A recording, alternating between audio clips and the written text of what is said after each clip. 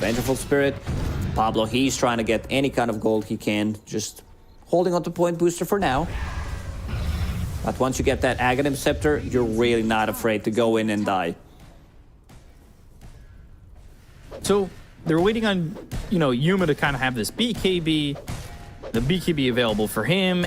I believe it's Ags next for Mikey. Like, is this an item timing that's going to have Nigma able to fight competitively against Alliance? Not necessarily. There's still like multiple abilities that go through debuff immunity, Chronosphere, Batriders, Lasso, Swap, Edict. There's way too many. I think it's a very difficult game for Monkey to like carry the game from position 1. It needs to be also Pangolier doing a lot. Same goes for Enigma. He needs to catch like multiple heroes with the Black Hole.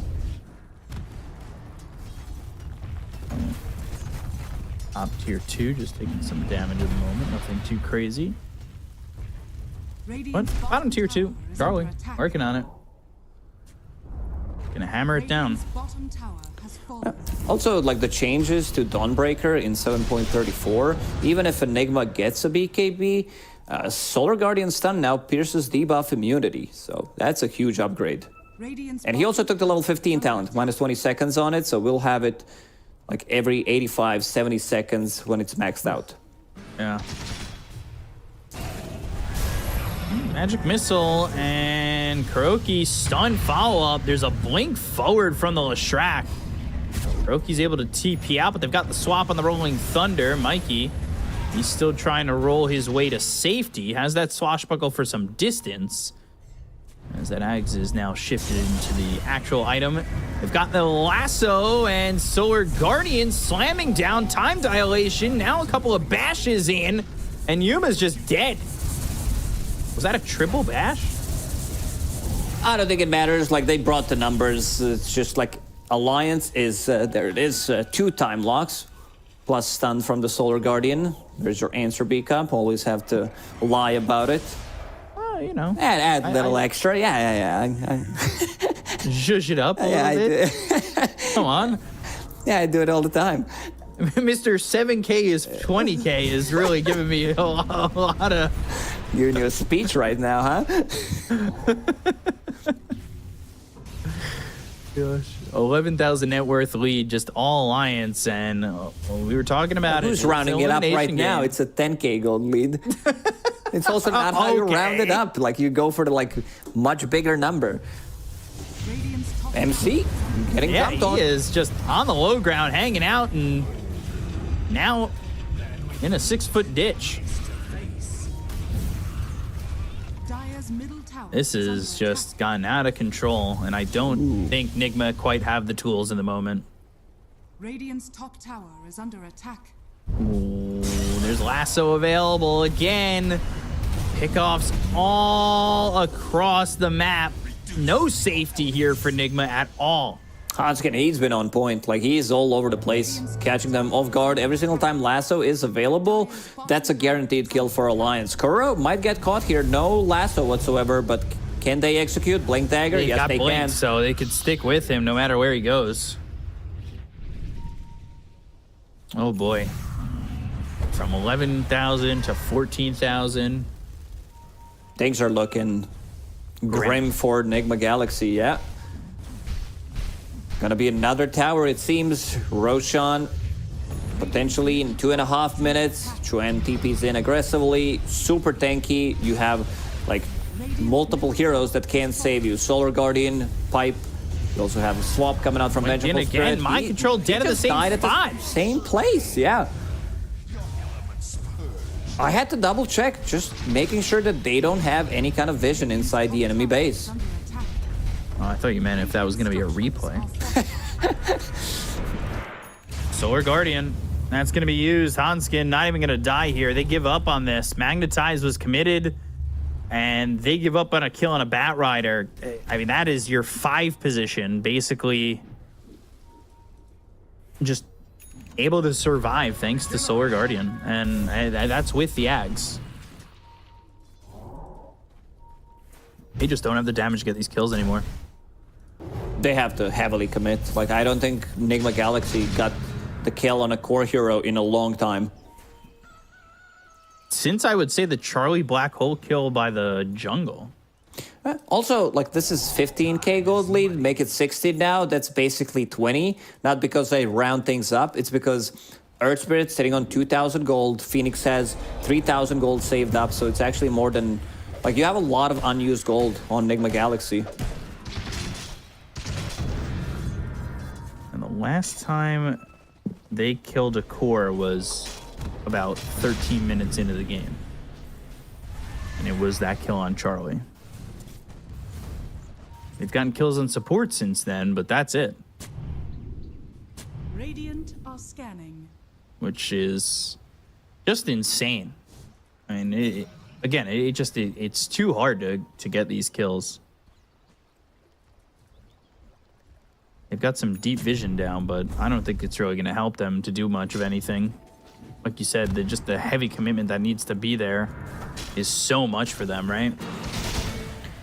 It's very difficult. Like, looking at Deso charges on Monkey King, he has 4.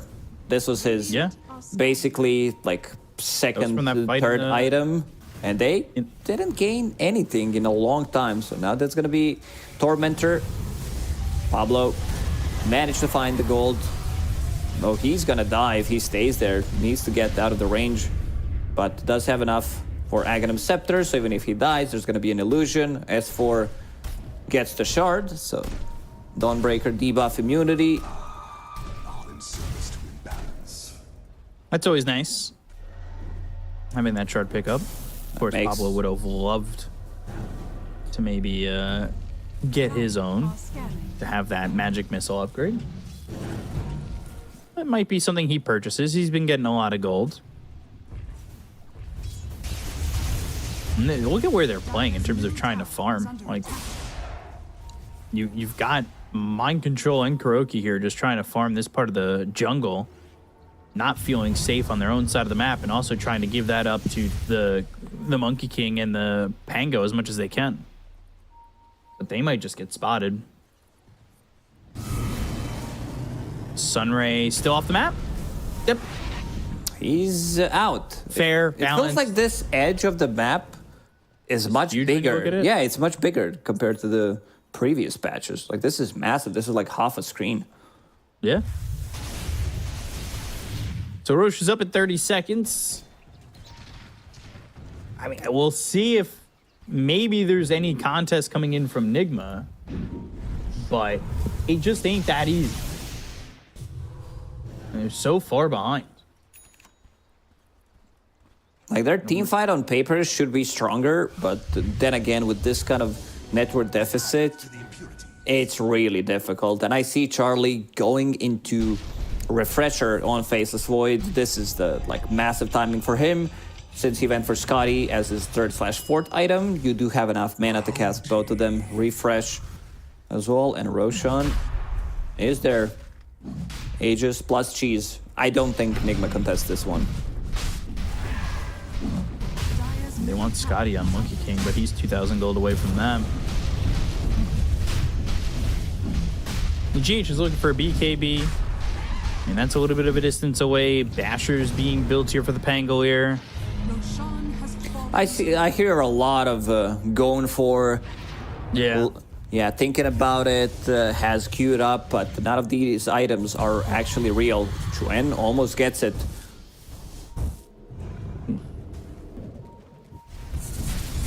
So, just trying to avoid these fights, but in doing so, it gives them a free Aegis and Cheese for the side of Alliance. So it's the Aegis there for the Faceless Void, Cheese for S4. He's only died once in this game. Meanwhile, Joanne's only died none. 0 times. 8-0-8. Got that Bob scoreline. Bob.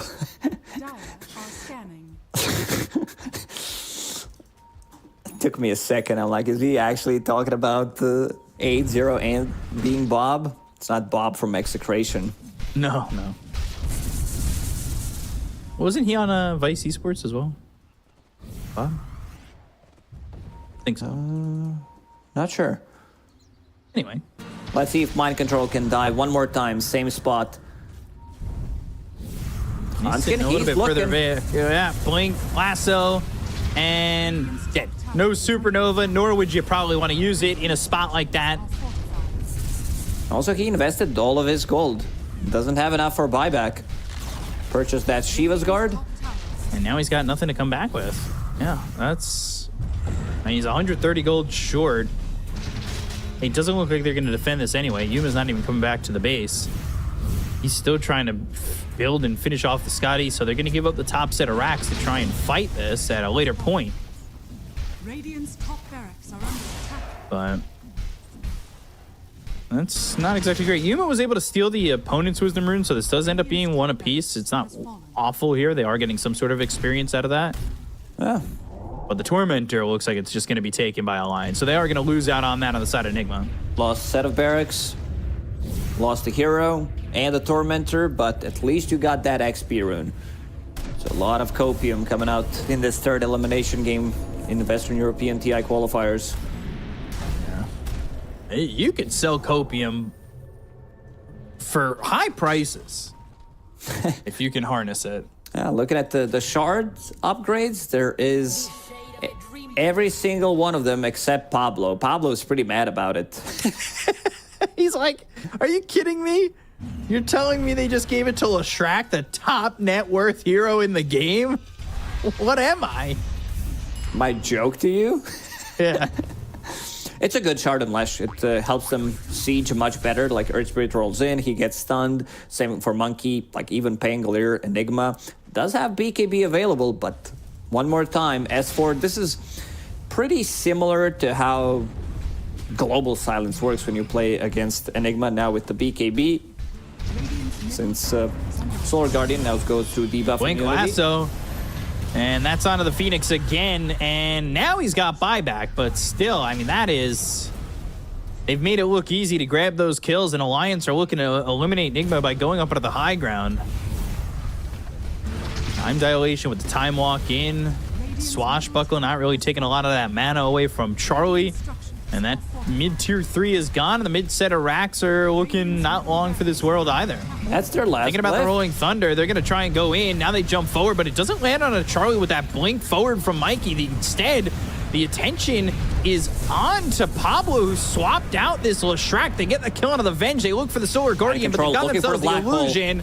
And he finds that opportunity to get a black hole out. Not really. They start to retreat. They do kill the illusion. And at least they defend in that sense by not losing the mid set of racks. So buyback from Kuroki. This is a very expensive one. If they manage to get the jump on Phoenix, it means that there's not going to be this huge team fight. There's not going to be healing reduction, vision from Shiva's Guard. Next Roche, you know, in 3.5 minutes, because he's still holding the Aegis for another 30 seconds. Let's see if they want to use it, if they want to go for the high ground. Solar Guardian, again, available in 25 seconds. 15 talent coming in clutch. You can keep fighting all the time. They're going to wait for Pablo, though. They definitely need Vengeful Spirit. He's also got that level 20 talent, the extra radius on it. So It's massive. Like, so much. It is, like, in the previous fight, it looked like it's bigger than Wukong's command.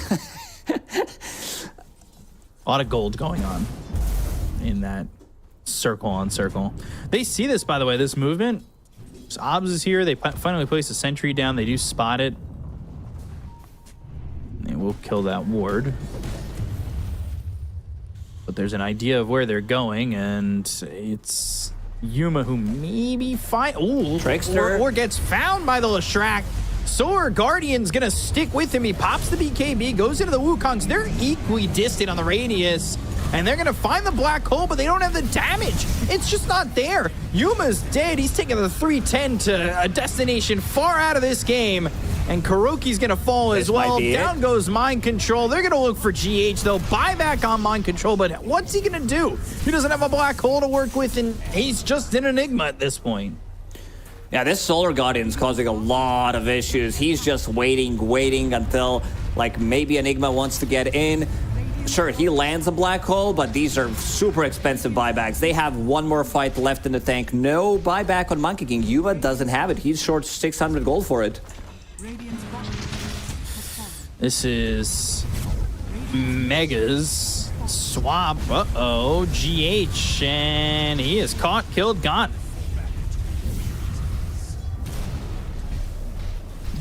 And this is it. Like, they can't punch back. No black hole. Monkey King is dead for 20 seconds. You're playing against Mega Creeps. They're gonna go in and try to end it. Time walk forward. He still has Chrono, though. Lasso's there, and there's the stun with it. Mikey's gonna fall. He's dead, and he's got buyback. He's gonna be forced to use it to line up here with the Monkey King, but they're still working with the fact that Charlie's got Chrono. He has double Chrono. BKB. He is double. He's got Refresher in just a second. Sure, and level 25 with Diabolic Edict Explosions, cleaning up these towers very quickly. They can go in and they can just end Swap, with Chronospheres. BKB, Chrono on the edge. There's the Refresher, and the Solar Guardian right on top of Yuma. He's never really been able to react. They'll get the kill on the Yuma. He's dead for 80 seconds. Icarus dive, and now the time walk in. Again, they get the kill on Kuroki. They look over at Mind Control. Hanskin's going to fall, but he's going to buy back into this one. They've also got Mikey trying to defend as much as they can. They don't want to call the GG. They want to make them work for it. Swashbuckle, there's the bash, but there's the inhibit for the defusal. It doesn't matter about the Starbreaker coming out from S4. There's another Chrono, and 3 right clicks to get the kill on a Mikey. They'll take out Mind Control. They'll call GG, and Alliance eliminate Nigma in the first round of the lower bracket. Yeah, it seems like Alliance was much better prepared for it. Like the first game, they looked really good, and look at the boys, all the smiles on their faces. This was their first showing, because Nigma, they started in the upper bracket, but they did lose to Entity 2-1 yesterday, and now they're completely out. So a way to go, unfortunately, for Nigma Galaxy, but for Alliance, yeah, good start. Like this team, it seems like they needed to change some things, because the DPC, like at least the last tour, didn't work out for them. And bringing in Pablo, this seems to be the missing piece pretty much. And everyone is playing much better, especially the off lane. S4 having a banger of a game on LC in the first one, and also on this Dawnbreaker in the third game. Just like great atomization coming out from him, getting the pipe, getting that Aghanim Scepter, completely nullifying the presence of Enigma in the team fights. This was all Alliance after a certain point of the game, and you know, you felt some of the presence of Nigma early on with the black holes, but once Solar Guardian hit level 2, it felt like that was the turning point, right? Like, Solar Guardian hits level 2, the heal is just too much for them to handle on Nigma. They wanted to play this aggressive lineup, they didn't have the damage to beat the heal, and fights turned around with every Solar Guardian that was used, and it was all Alliance from start to finish afterwards. And like, it just, you know, they get caught here. Yuma's trying to do anything he can. He's only got 6 charges on that Deso at this point, and he had that Deso for what, 20 minutes? For a really long time. This Ether Lance on Mind Control, you see why he bought it in this fight, but it's not enough. That they just have way too much disadvantage. They're 30k gold down in some of these fights, and it's just very difficult for them to make it work. Faceless Void, one of the better, like, late game, if not the best late game carry in the game once he gets to that refresher.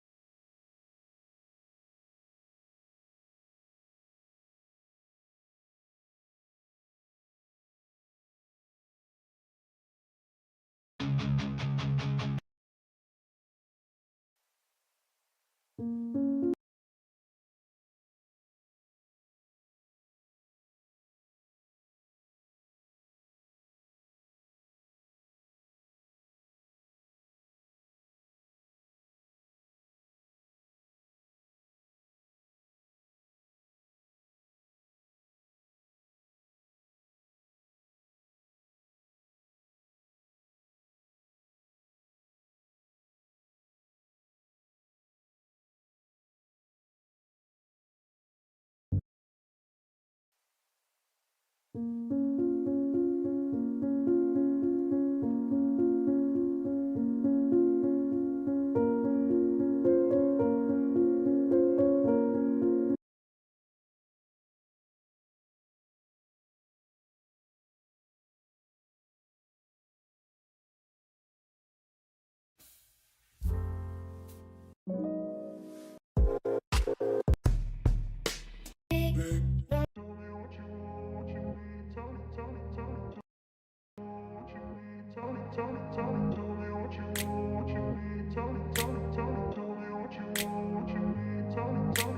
grew up in a place where they told you what to chase, told you how to run the race.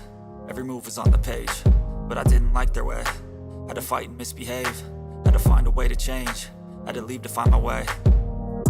Caught up in a daydream, I beat my mind up there almost daily. It's how I pass time, no opinions safely. It's how I understand what I want in this place, see. Cause everybody wanna tell you bad things, what could go wrong, what fame brings. But success is a finicky thing, and if you ain't sure, no, it'll never be.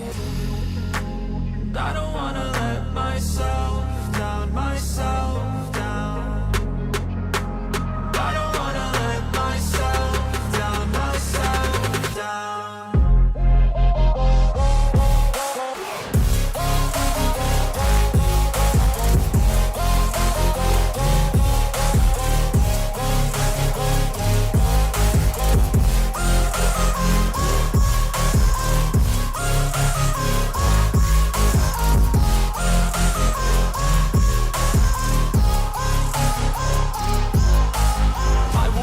Run away, I don't have to plan it. I can go, change my fate, you won't understand it. All alone, that's okay, people I can't stand them. They don't want me to change, keep me where I'm standing. And I don't wanna be where I am, and I want something more, take a chance. It could be possibly my last dance, my last dance. I don't wanna let myself down, myself down. I don't wanna let myself down, myself down.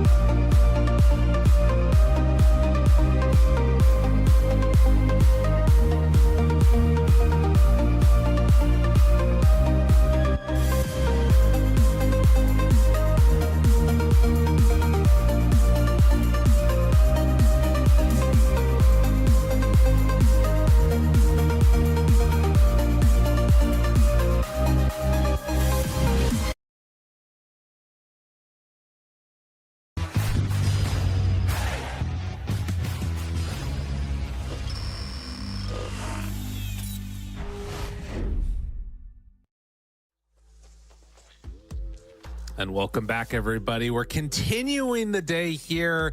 Already a couple of teams getting eliminated right out of the gate. Trent, how you doing? First of all, before we get into all that craziness, how you feeling? I'm all right. I just had some questions. I just realized this is the road to TI. Yes. And yet our logo and our thing here flies. That's a good point. It needs no road. that's because we haven't really gotten on the road. We're right above it. We're looking down at the road, and we're getting the qualifiers zeroed in. Maybe this is still the road to TI. Oh, so we have to be up above to see everyone who's on the road to TI, because we're not on the road to TI. That makes we're sense. not. No. We're never going to. You and me are no. As players, it's not going to happen. That's not going to happen. Let's move right on to what we've seen so far on this this road to TI so far throughout this. You can see this bracket that we've got, this beautiful one. A couple of teams already eliminated. That's right.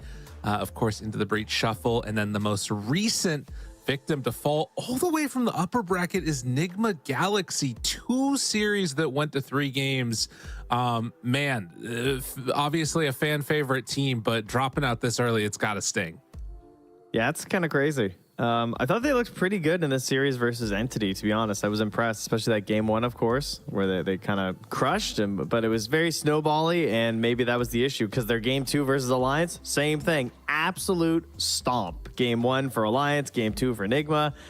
Almost like coin flips the whole way down for their 6 games out of this qualifiers. Must have been a very painful one to watch for the Enigma Galaxy fans.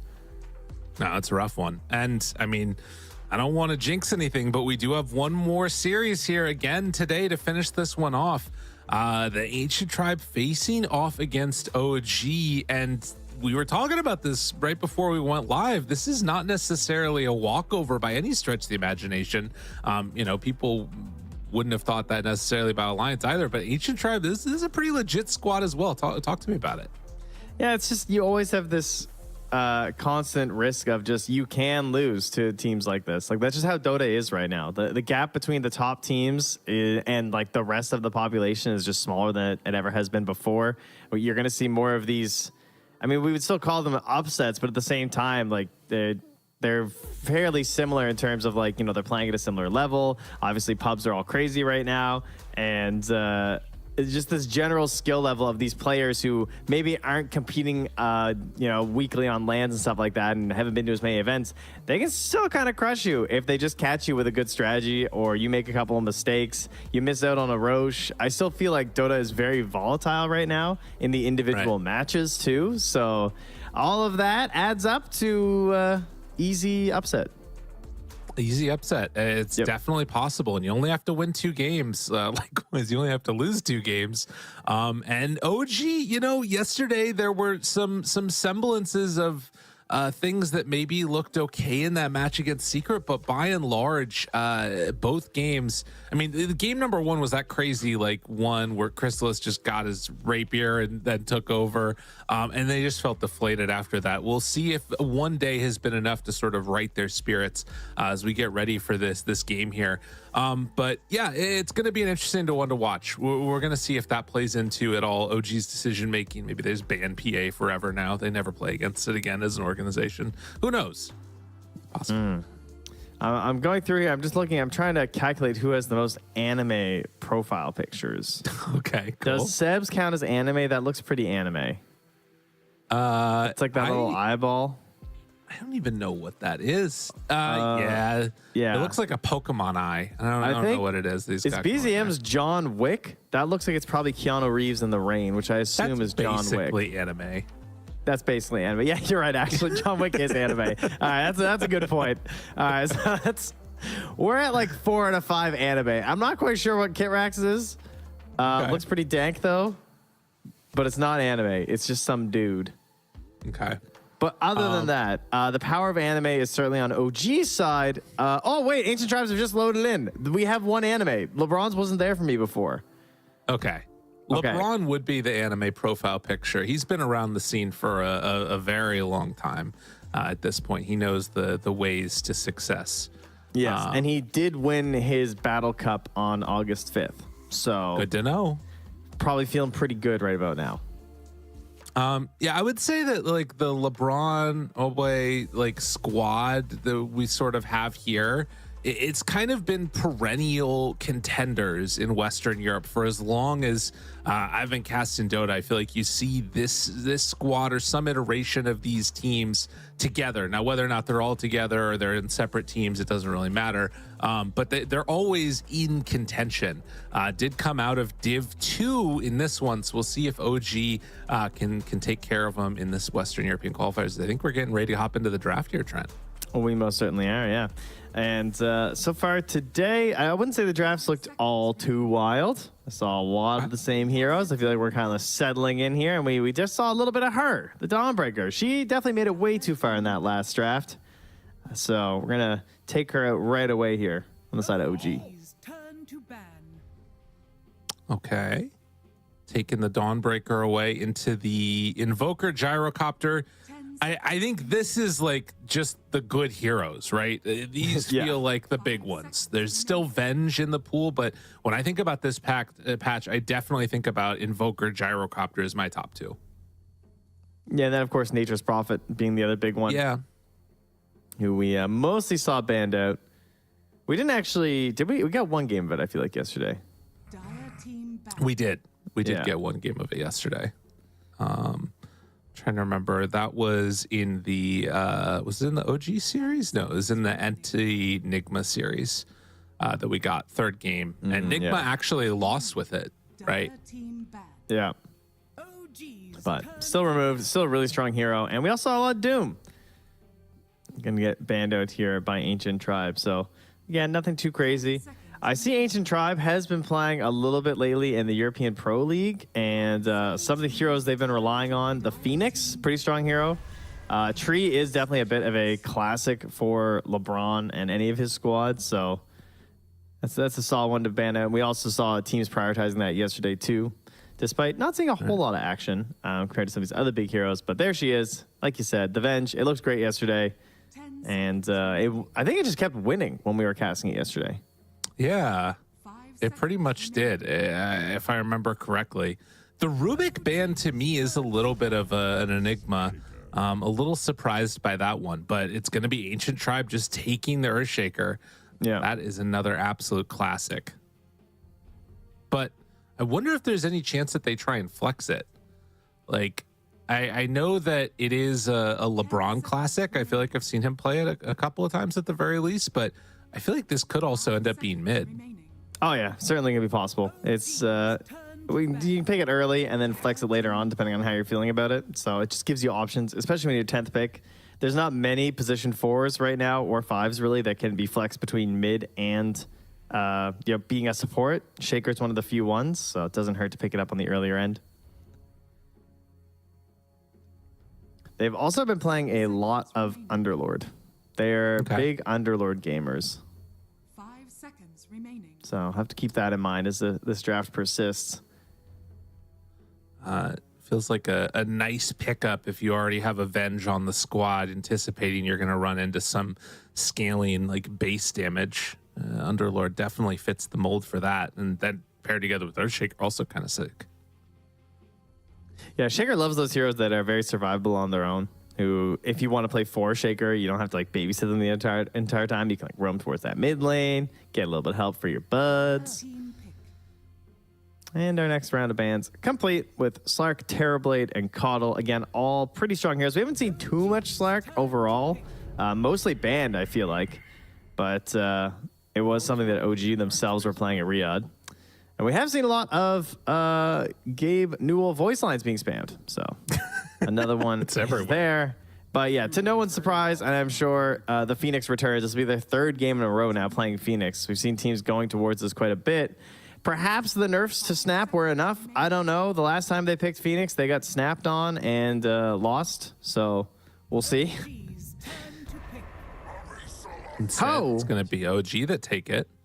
Interesting. Hopefully I this feel isn't like, paired with a DP again, right? oh yeah, that's a good point. Yeah, that was. I mean, I don't know. There's elements of that draft that still felt like it was somewhat worked. Am I remembering that game correctly? Am I thinking of a different one? It was the one where they went TA. They got that almost last pick Ursa Yeah. with Secret swapped it up and they tried to go DP. But this was also involved the IO and the Underlord. Honestly, their global ideas just never got off the ground last time. This was in their series versus Secret, which of course has sent them down to this lower bracket. They tried something similar with the Underlord and the IO, but the game never got off to a good start. So hopefully they'll find something a bit quicker. The IO pairing last time was the Sven. Yeah. We'll see what they're liking after these two picks. Right. Well, and of course, like you're talking about, that was the one where there was the gyrocopters. This was like supposed to be the answer for that, and ended up being switched to support, which was a pretty devastating, I felt like, lane issue that they had to deal with too. But they take the Sven away. Ancient Tribe swiping it. Okay. That's a bold move. That's a bold move. Interesting. I wonder how they'll respond to that. I mean, Seb probably wants to play the IO again, so he'll probably lane with the Underlord again. 5 seconds remaining. I mean, typically the ranged heroes aren't like the biggest fans of Sven, obviously. Sometimes you'll see like a mid hero instead who takes up the mantle of like the IO buddy, like a Storm Spirit or something. Right. That could be kind of interesting for OG. I mean, one of the things that I'm wondering is if there's any way, or if they might want to try and like sneak in a Timber Saw. I don't even actually know if it's that good, but I'm seeing these like double melee strength heroes. That feels kind of nice, but it's probably not great against Sven unless you're like laning against him, which you wouldn't be. It's kind of a hype Ursa game. You know, you see Phoenix, you think of like Ursa and Jug. Jug, not a big fan of Sven. Obviously one of like the better counters to the hero, but Ursa, the big bear. Seems to be better than people anticipated. Yeah, I think part of the reason it worked so well was because it was like the last round pick.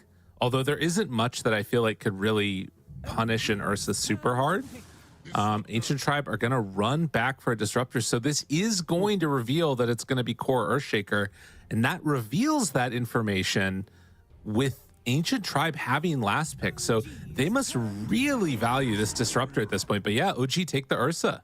Well, it's funny because I was gonna suggest AA. If you were gonna go support, I was kind of thinking AA could be kind of hype because you have the Sven anyway. Like I know his stun got reduced and you don't get the cold feet combos anyway. I love Disruptor versus IO, of course. It is a very good counter pick for a good reason. It gives you that classic control, and maybe it's like the double benefit of being able to do glimpses with the Underlord. But glimpsing the Underlord isn't as good as glimpsing other heroes because he'll just like come back, right? Like if IO relocated, yeah, okay, cool, it didn't work. But if the Fiend's Gate is there, all right, it's sticking around. You're still hanging out. It's interesting. I mean, I think the other thing that this could mean is trying to play a more aggressive tempo and punish. But I guess also you have like the eventual Aghanim Scepter you can get there with Disruptor. So you have like a little bit more scaling in that way. I don't know if it's more scaling necessarily than AA, but it's different. there must be some way to absolutely destroy the Earthshaker mid, right? Like, all right, I want to see what their bans are. This is what I want to know. So they banned OD is smart. OD first. That's pretty good. What about like TA? What about like just gross heroes, right? OG ban Viper, fair. Yeah. Speaking of gross heroes, Seconds remaining. I was wondering if we might see Ancient Tribe just run the Veno. You know, you're against Ursa. There's not many ways to get on top of them. yeah, put it 3. Let's do it, baby. I don't know if you lack control at that point. I mean, they already have a lot of control. Disruptor, Sven, Shaker. Oh, come on, give me the Veno one time. That's all I want in this world, Ancient Tribe. It's a pretty gross hero to ask for, I gotta say. I mean, I don't know what OG are going to run mid against this guy. They might just Huskar the Earthshaker. I mean, that's like literally what I'm trying to figure out right now. Is just like there's gotta be a good enough answer. I think the problem with Huskar is if it goes wrong and you like, if they can somehow swap the Shaker to 3, which they could, all of a sudden now you're like, I don't know, you take something else that messes with Huskar. I don't know what that is mid, but it is probably something. I like the ban Veno pick TA. Okay. All right, Darkseer, fair. Also pretty solid. Yeah. Yeah. Okay. Downsides of TA initiation is going to be pretty weak. And you don't want to go Ember because you're playing into Shaker. It's this classic counter pick. Then again, maybe you just do it anyway because, you know, you have BZM, YOLO. That's He might pick Puck. 5 seconds remaining. I'm just gonna say real quickly, Trent, and this blows my mind. I am surprised that they decided to ban the Darkseer because that is my least favorite matchup to run into is the Ursa, with the exception of maybe the Bloodseeker. That blows my mind that they banned him. That's crazy. You just hate the Fury Swipe stack up, huh? It's just you can't handle it. It's like one of the worst matchups, and like into Underlord too. It's terrible. But they know something. They're worried about something. They know Darkseer Sven is so broken that it's worth. Okay, that's a good point. That's fair. That's a decent point. I'll tell you what. If you can actually pull off the Puck coil swaps, I'm for once okay with a Puck pick. Okay. As much as I kind of despise the hero, I'm sort of down for it here. Mid snap would also be sick if that hero didn't get so gutted. I think if they go for a Puck, that would be pretty. Okay, they do the TA. TA is the most give basic me the Veno. one. Let's go. It would be very funny. It's Veno time. It's Veno time. Oh, Ancient Tribe, you can do it. Just believe in yourselves. It's going to lose you the game, but I'm sure it's great. Well, I mean, they need something that can lane off lane. They might do, I don't know. Wind Ranger is actually kind of cool, but the supporting cast isn't amazing for it. But we've seen some people trying these offlane Wind Rangers in these situations because, again, we've talked about like the ranged offlaners not feeling incredible. Veno is very legit. Again, I am super down for Veno, so I hope that's what they do. I don't know about Razor. Maybe is another hero we've seen banned a lot. It keeps losing, but I'm also seeing a TA and an Ursa that could be high. Oh God, no! Now you fall into the trap of the DV. All right, are they going to stick it mid? Is it offlane Shaker instead? I don't think so. Interesting. I highly doubt you can make that work. Can you make that work? I mean, this is sort of the type of moment that feels like, I mean, he made his call. He's like, all right, I don't, or maybe I'm guessing that it was Moboy that made the call is like, I don't want to play Shaker against TA. And so that is fair. Run it off to 3. And you can do shenanigans as offlane Shaker, and it does pair better theoretically with the supports.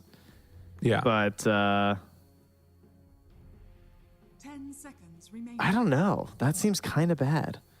But we'll see. Maybe they're just going to be really good with the Fishers, and they can block the wave and hold it back and try and play close to the tower. And if you can get a couple levels and you get into the totem and the aftershock, and maybe with utilizing the Phoenix with like attack speed slows and stuff, you can make it work. But it's Io Ursa. Sorry. It's Io Underlord. And it's going to be Avenge Ursa, and it's going to have stuns, which is kind of frightening. Right. Stuns, blood grenades, that definitely could be tough, but they might just pull waves too. Obviously that's sort of there's been ways that people have gotten better at dealing with that, but my guess is that's the way that they're going to go. By the way, I think it's not surprising that this chest comes out that gives everybody the Ursa set that they wanted, and now everybody's playing Ursa. Yeah, I'm just saying. I'm looking at this white Alpine Ursa hat right now. It's like, yeah, okay. I see. Everybody wants to go down to Texas. It's been out of reach for so long, and now you get access to it. There's a Texas, but I think it's supposed to be like like European Alpine hat, right? But it looks kind of like a cowboy hat. Like Lederhosen? Yeah. It's got like the little feather and stuff. You know, I'm pretty sure this guy's in my Baldur's Gate party. He looks very familiar with that hat. Oh no, the Bears in Baldur's Gate, look out. All right, well, we're getting ready to go into this game number 1. OG facing off against the Tribe. Can they do it? We're hopping in right now to see if we can find out. I like what I'm seeing from the Tribe, to be honest. I think that there's a lot on the line here. Sir. There's an offlane Earthshaker into Ursa. Yeah. I believe There's a in Death Mr. Prophet Luck. on their team. I believe in Mr. Luck. You believe? I believe in Mr. Luck. Okay. His Mr. name Luck. is Mr. Luck. All right, How you're could I right. not? Yeah, I don't know what I'm doubting here for. I think some of the stuff looks spooky. Alex says, "Welcome to Serbia." Yeah. I think BCM's in Serbia. Okay, that's pretty awesome. There you go. Look, they're so friendly. I wonder if that must be where they're boot camping. Yeah, probably. Actually, that would make a lot of sense. 30 seconds to Man. battle. Who doesn't love some good luck? You know, Mr. Luck. Mr. Luck. He doesn't love it because it's just a part of him. He is right. luck. I am the luck. Yeah.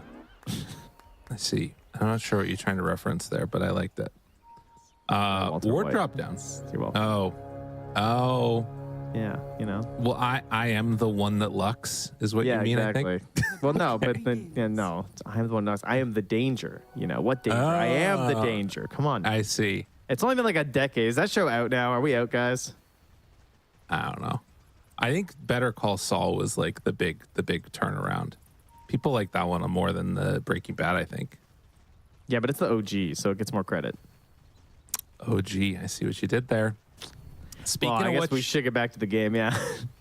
let's see how this first couple of waves go. I feel like down here is going to be really important. If your Roggy gets off to a really hot start at the beginning, that's where things could very quickly snowball out of control. Of course, mid matchup as well, something to keep our eyes on. But it's going to be an interesting one. And I think this is one problem is that I was thinking about it. I was like, oh, wait, you can't go for Fisher blocks because he's going to need his totem and then he's going to need an aftershock. So you can't start with a Fisher block. Right. And you probably don't get, like, you're never going to have Fisher, really, right? Like, you're pretty much going to have to just go all out on totem and aftershock to have a hope in this lane. I don't know. I just want to watch bottom, honestly. Yeah, that's what I said. They're doing a good job of trying to mess around with the denies a bit here. And Shaker did get the first range creep deny, has a big wave coming in towards him. This actually looks somewhat okay out of the get-go. He might lose a range creep over there, but yeah, we'll keep our eyes on that one out of the corner of our eye. But mid, it's 7-1 versus 3-0 to start. DP getting a little bit hurt by this TA. Yeah, and of course, this was the counter pick that they were counting on. Right. And was this where we saw the first blood happen, though, yesterday, I believe? It might have been. Because Secret had a TA, and it was OG that went for the DP. Right. And he got like just siphoned level 3 under tower and died. So we'll see if Mobe can do the same thing to OG again. Or, sorry, the other way. Right. Flip that. Yeah. So far, not looking great for the old Death Prophet, if we're going to be honest. BZM is kind of taking it to him here.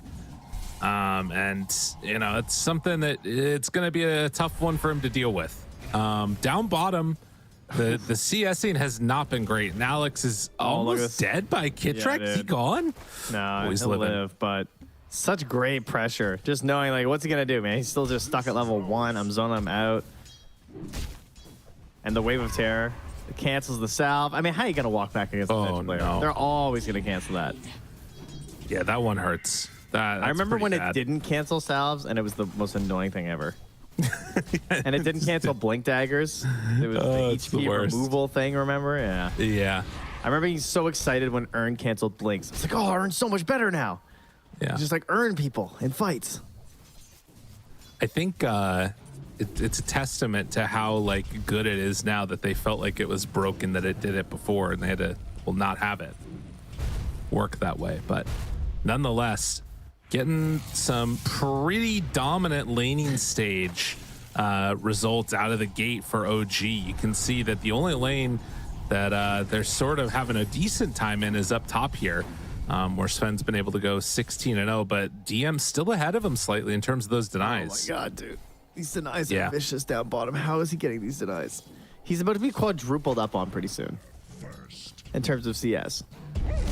Like, we're on the line of it right now. Yeah. I pine for a Venomancer. But My life for a Veto, yeah. I do feel like this is probably going to give them better like mid-game power spikes if they can manage to sort of stop the bleeding a bit. And honestly, right now, Kitrek is like 2v1ing the Phoenix and the Earthshaker just off of the lane completely. It's the most double Wave of Terrors I've ever seen in my life. Yeah.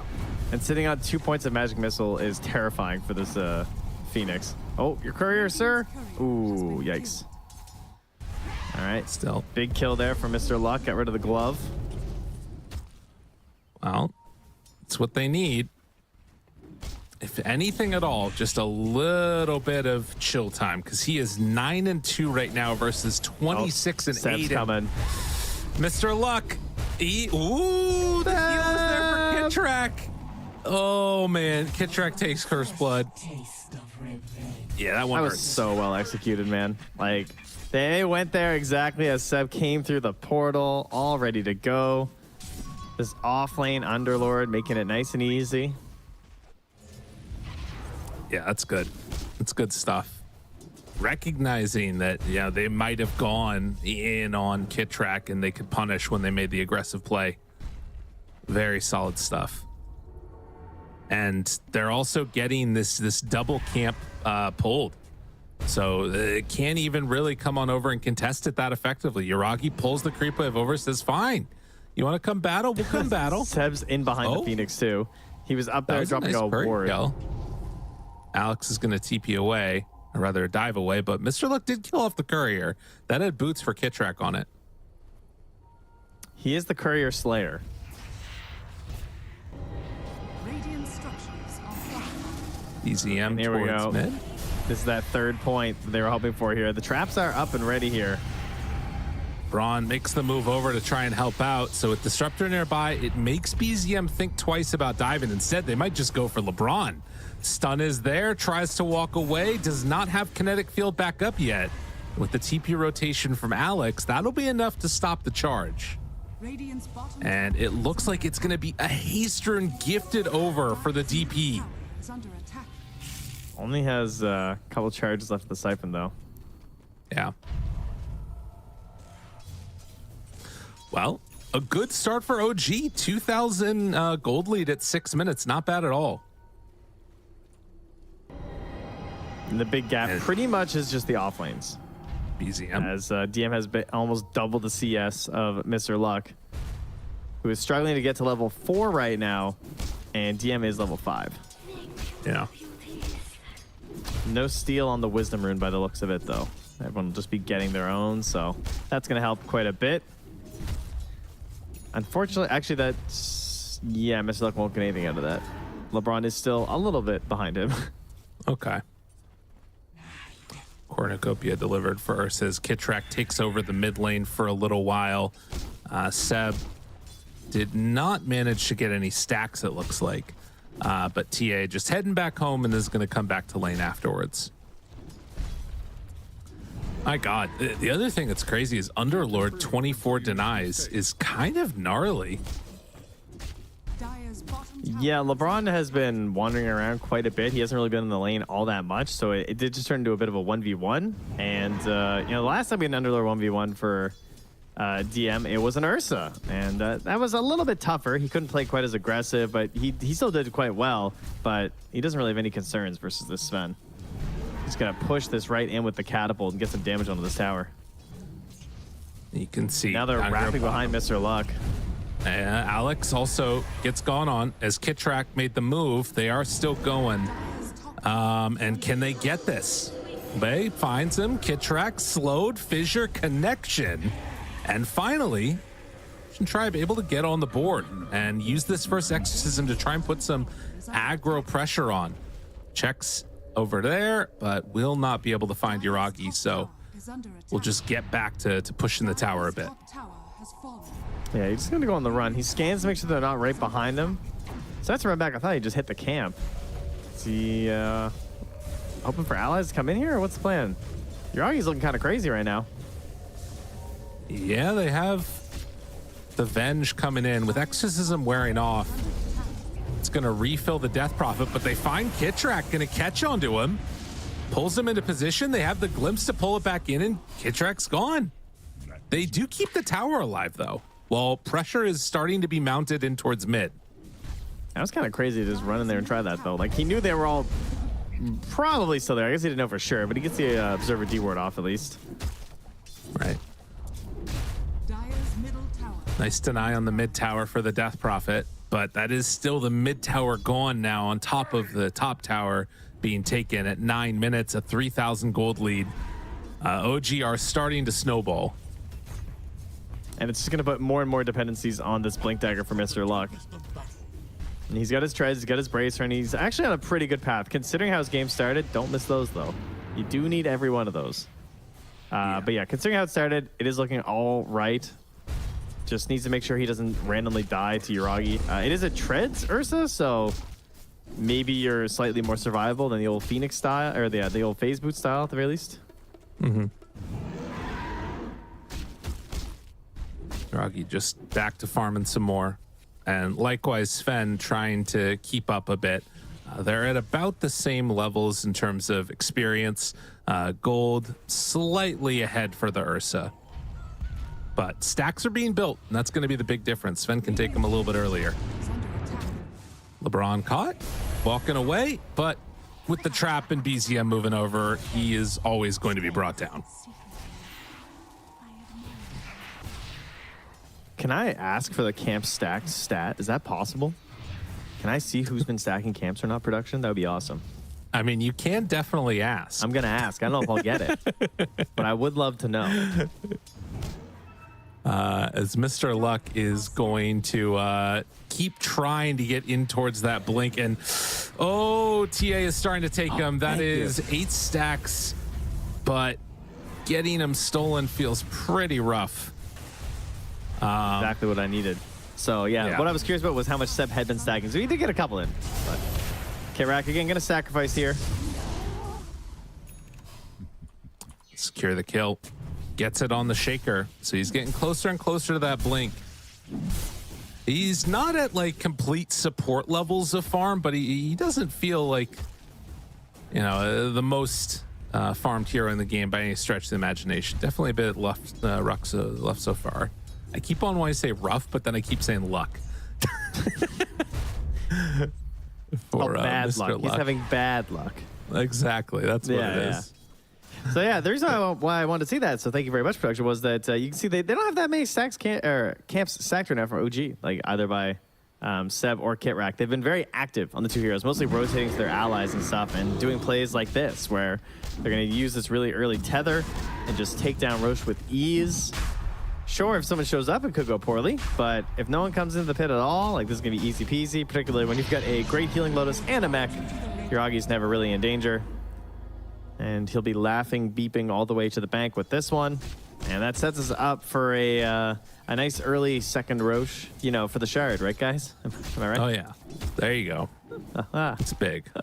But yeah, nice second Roche early on so they can use that to take the tier 2s. That's what Ursa lineups want to do.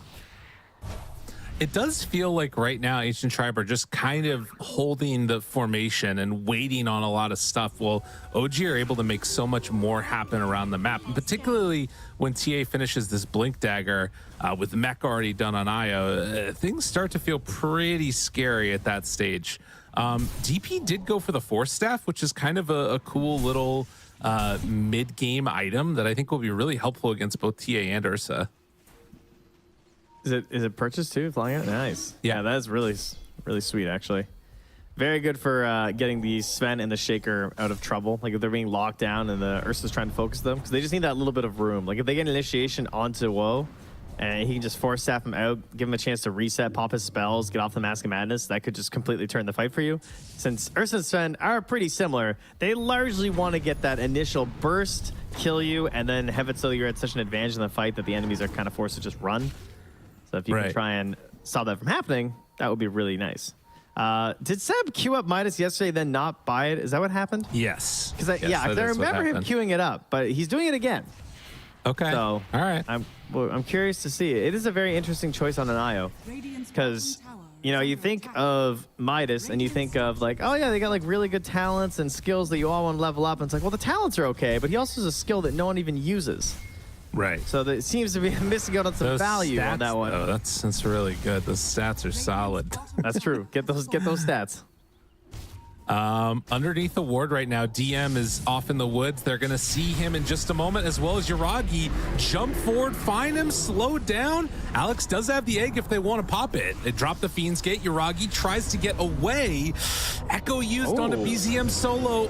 This fight getting kind of weird, but if they can get the control onto BZM, this could be huge swap to get him out of there. But the chase forward from Mr. Luck, but the heal is there from Io, and then they move in with WEU, take down one. He took him out. He grabbed BZM. Do they have any way to get enough damage into this? DM, he did have that pipe delivered right before the start of this fight, and OG just able to outlast with the healing, with the damage block. It was all too much. Nicely played, as they're going to even run down LeBron here. Nice little connection and a triple kill for Yuragi. Perhaps could have saved the Aegis too, maybe, if they didn't draw back BZM there with the relocate, but just to ensure that he was going to be fine, they went for it. And of course, you're very happy using the Aegis in this circumstance, because that was a ton of gold for your Ursa on the revive, and so much damage from Underlord. My goodness. Yeah. They get another one here? They're getting another one. Just easy. Easy. Nice takedown there. I mean, it makes all the difference in the world, right? Not being able to get all of their skills focused immediately, either onto that Underlord or the Ursa, it set him up for a rough situation. Oh, thanks for the stack. Heads up, I know. Yeah, Yuragi loves that. It was nice, though, definitely to, like, you know, hit the timing from hhtp, but as they were going in for the fight, Underlord just being there completely threw a wrench in their plans. And then the Observer Ward placed down there to help get the kill on the Phoenix, but they do know about it now on Ancient Tribe. They've been pinging it out. They have a problem, though, because the lanes were slightly OG favored. Kind of largely OG favored. Oh, no. Maybe another one here, but no, they can't quite secure it with the blink on the Ursa. Just too worried about the Shaker being able to break things up. Almost has the Echo Slam back, but they need to find a big play right now for Ancient Tribe, and it's going to be an Exorcism, it's going to be an Echo Slam, but at least they're going into it with no Aegis, right? That's the goal. So they're going to smoke in. The vision is great right now from OG if their smoke gets popped here on these stairs. They got trapped, they got wards. Movement. But they are not quite yet going to break it. Now they see him. Oh, the tumbler? Find one. Gamer? Hit track. Found. Good. Fissure block off there. But the swap to get him out. No, Io caught here. Over on the side with the ulti. And then gonna drop the Echo Slam down. The Phoenix Egg is going to pop. OG, again, solid moves, trying to relocate onto the high ground.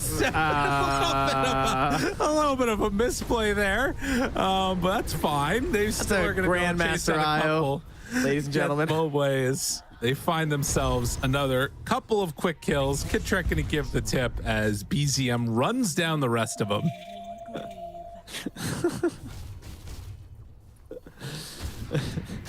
Okay. I'm not sure what Seth was going for there. Something. There was some plan. I don't know what it was, but I'm sure it was good. He's like, I'll be the ward. I'll spot them. DM, what are you doing up here? That was an interesting one. Well, 17 minutes, 8K gold lead. OG definitely in control of this one. Everything's good. We needed the no-tail laugh voice line. Oh, yeah. Yeah, that would have been pretty accurate in that situation. I imagine that's exactly what he was doing at that moment. Right. Now, feeling good. Team's winning. Seb's throwing a little bit. I feel like that's all ideal in No Tail's mind. True enough. Oh, at least for now, they're getting everything that they want. Do have some Spirit Vessel going in. Still just giggling about it, apparently. A lot to feel good about today so far out of their play. The lanes went exactly as they wanted, and Mr. Luck just trying to play catch up here. Down bottom, the Radiant Scan just out of range of him.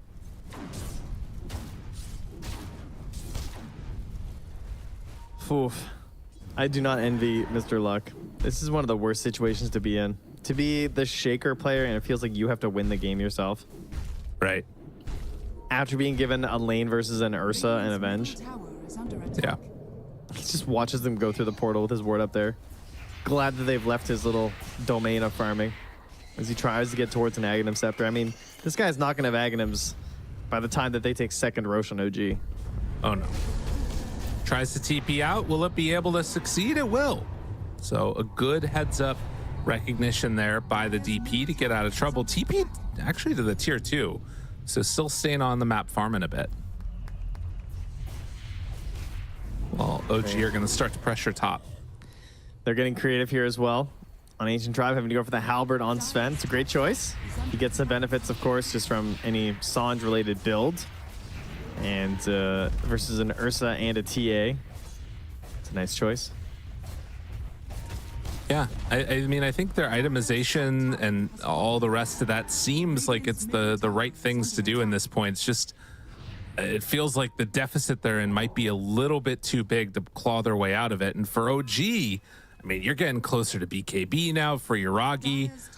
We already have the Atos on the Underlord, so he can keep people sort of stuck in one spot. Next couple of minutes are going to be pretty important to see how it goes. Regeneration.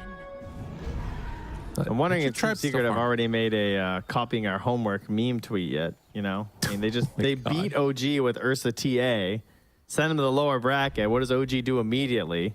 Right? Yeah. Ursa TA. Oh, they're too busy tweeting about Alliance beating Nigma. I see. All right, fair enough. Yeah, that's Seems also good. pretty solid too. All right, back to work there, Secret. You know they're watching the OG series. They got to keep an eye on Seb. Sure They got enough. to see what he's up to. Well, Alex going to get chased now for a second. Are they going to catch anybody here? They spotted him for a second, maybe? Oh, there you are. Hello. Dive. Oh my God, the silence. Oh. All right. I love this shard. It's so good, actually. Yeah. I think it makes the hero more interesting too, honestly. Reload That's a trap DP. Already used Miss. force. on the silence, but the jump in for Mr. Luck. Luck. Echo connection, trying to bring down DM, but I mean, that was just not going to be enough. Did not have the damage to kill him off without the Sven there. I mean, you can see why he hesitated too. He's just like, I don't really want to do this, and then he drops it anyway, and Is under attack. Right. unfortunately, not the play. I feel like WoE's gonna have to get into this Silver Edge, and like they need to kill Underlord first, but breaking through Atrophy Aura, the pipe, like this is such a hard hero to deal with. Swaps, Solar Crest. It's just, it is not easy. And most of their damage right now is physical. The big magic damage is going to be the Earthshaker, but he's not ready. And then the Phoenix, and Phoenix is being controlled pretty heavily in these fights, especially the second the Ag pops. It just feels like it goes down. Walks forward, big jump, My and goodness. the kill. Yuragi goes high ground without Aegis, but has BKB, feels perfectly comfortable just going in there for the assassination. Another Yeah, they have fissure. a trap on Roche too. It's like they're fully aware, Right. you know. Io decides to finish the Midas this game. Okay, See cool. if it comes back to haunt him at all.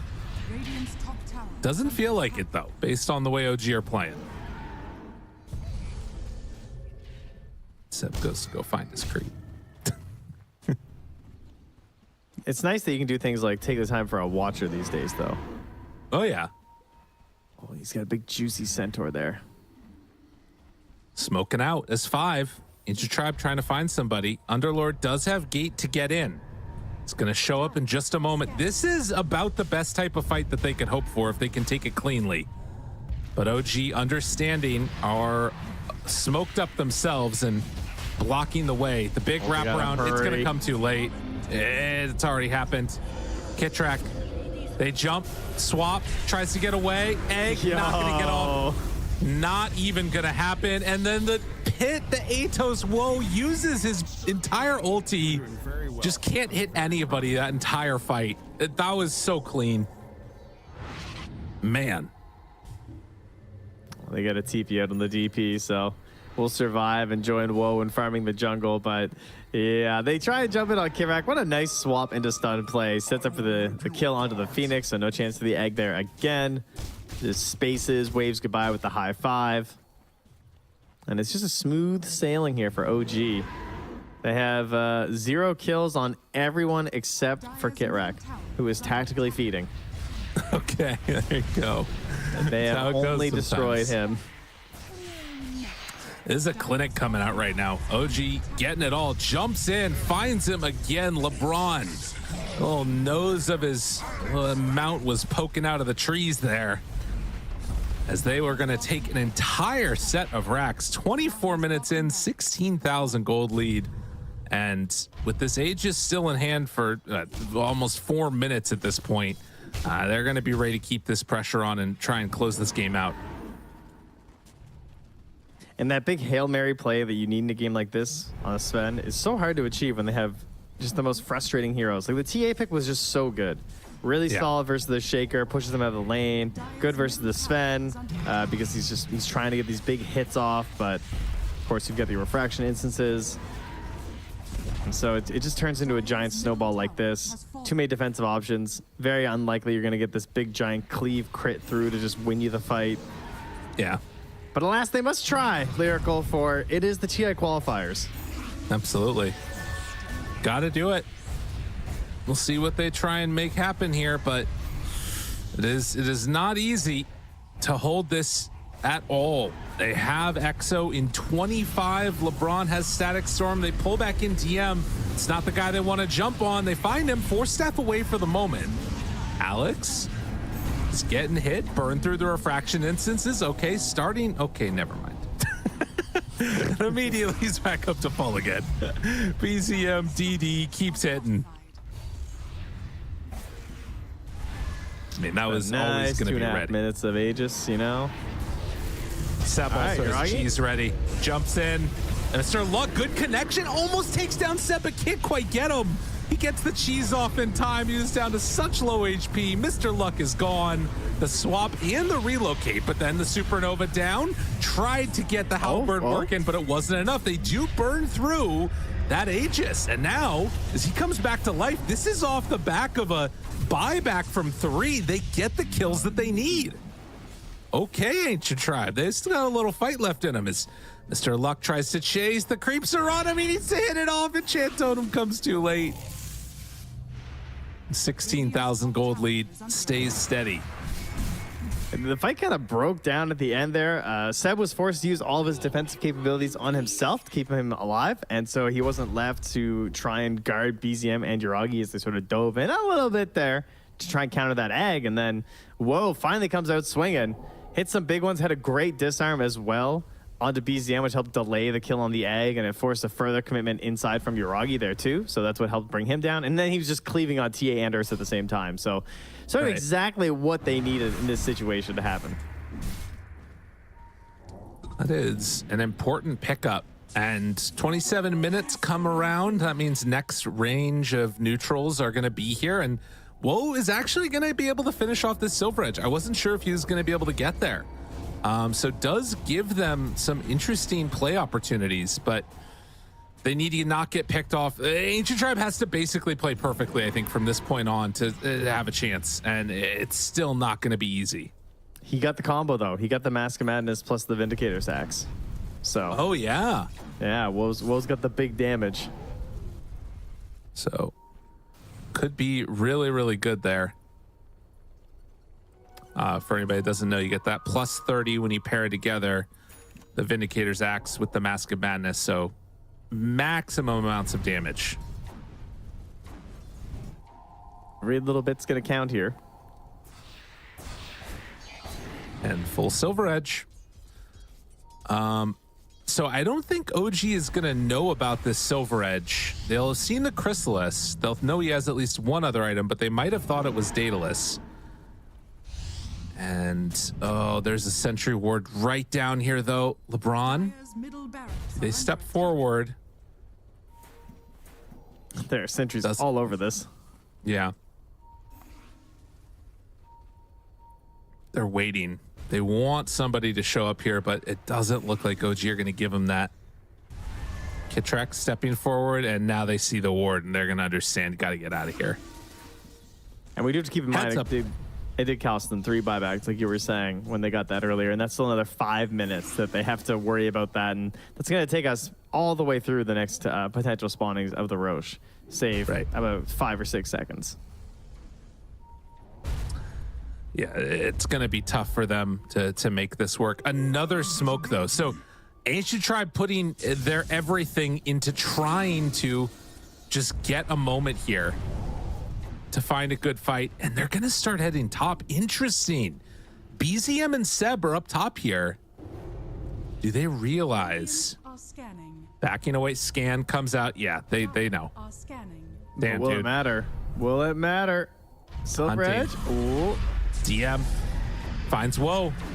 Goes Silver Edge, backs in, turns, wants to find him, onto him right away, but the BKB's out. He goes on to Seb instead, but the disarm! Oh, the disarm was there. They find Mr. Luck too. Woe was almost taking down Seb, but it did not happen. Pulled apart. Holy moly, that was very nice. They're gonna take down Woe last. What a play. Dude, DM, what a god. That Heaven's Halberd completely saved Seb and saved the fight. I was actually so confused. I couldn't figure out what happened. I was like, wait, what? I was like, oh, all right, never mind. Just backed up there by DM. Nice save. Big plays there. Could have at least been something. Try and take care of this IO. Then there's no backup heal and regen, but annihilated. Now they're back in your base. Your Sven is not coming back in this one. No, they know that he's gone for a while now, and LeBron just gets absolutely decimated by BZM, who has looked incredibly good this entire game. And now, as the rest of the buildings are going to fall, it's looking like OG are set up to finish off this one. Game number 1, taking a lead in a draft that from its very outset just didn't look that close. Yeah, it was a bit bold to go with the Shaker into the Ursa. Gotta say. Certainly needed the other lanes to go way better, if that's the plan. Right. And they did not. There was a lot of movement from both supports in the top lane, so Seb moving around a lot, as well as his counterpart there. But, you know, with LeBron also leaving the lane and getting this Underlord versus Sven 1v1, it's just DM's just... Yeah, he got kind of huge. Yeah. He was never really concerned about anything this game with this Underlord.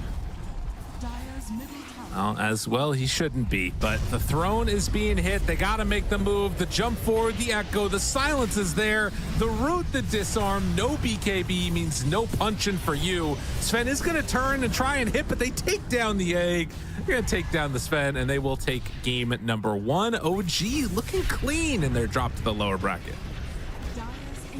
Yeah, this is what they were hoping for versus Secret. Similar ideas with some of this IO and Underlord combination, having them both in the off lane and then moving in towards certain pairings that you can use throughout the game.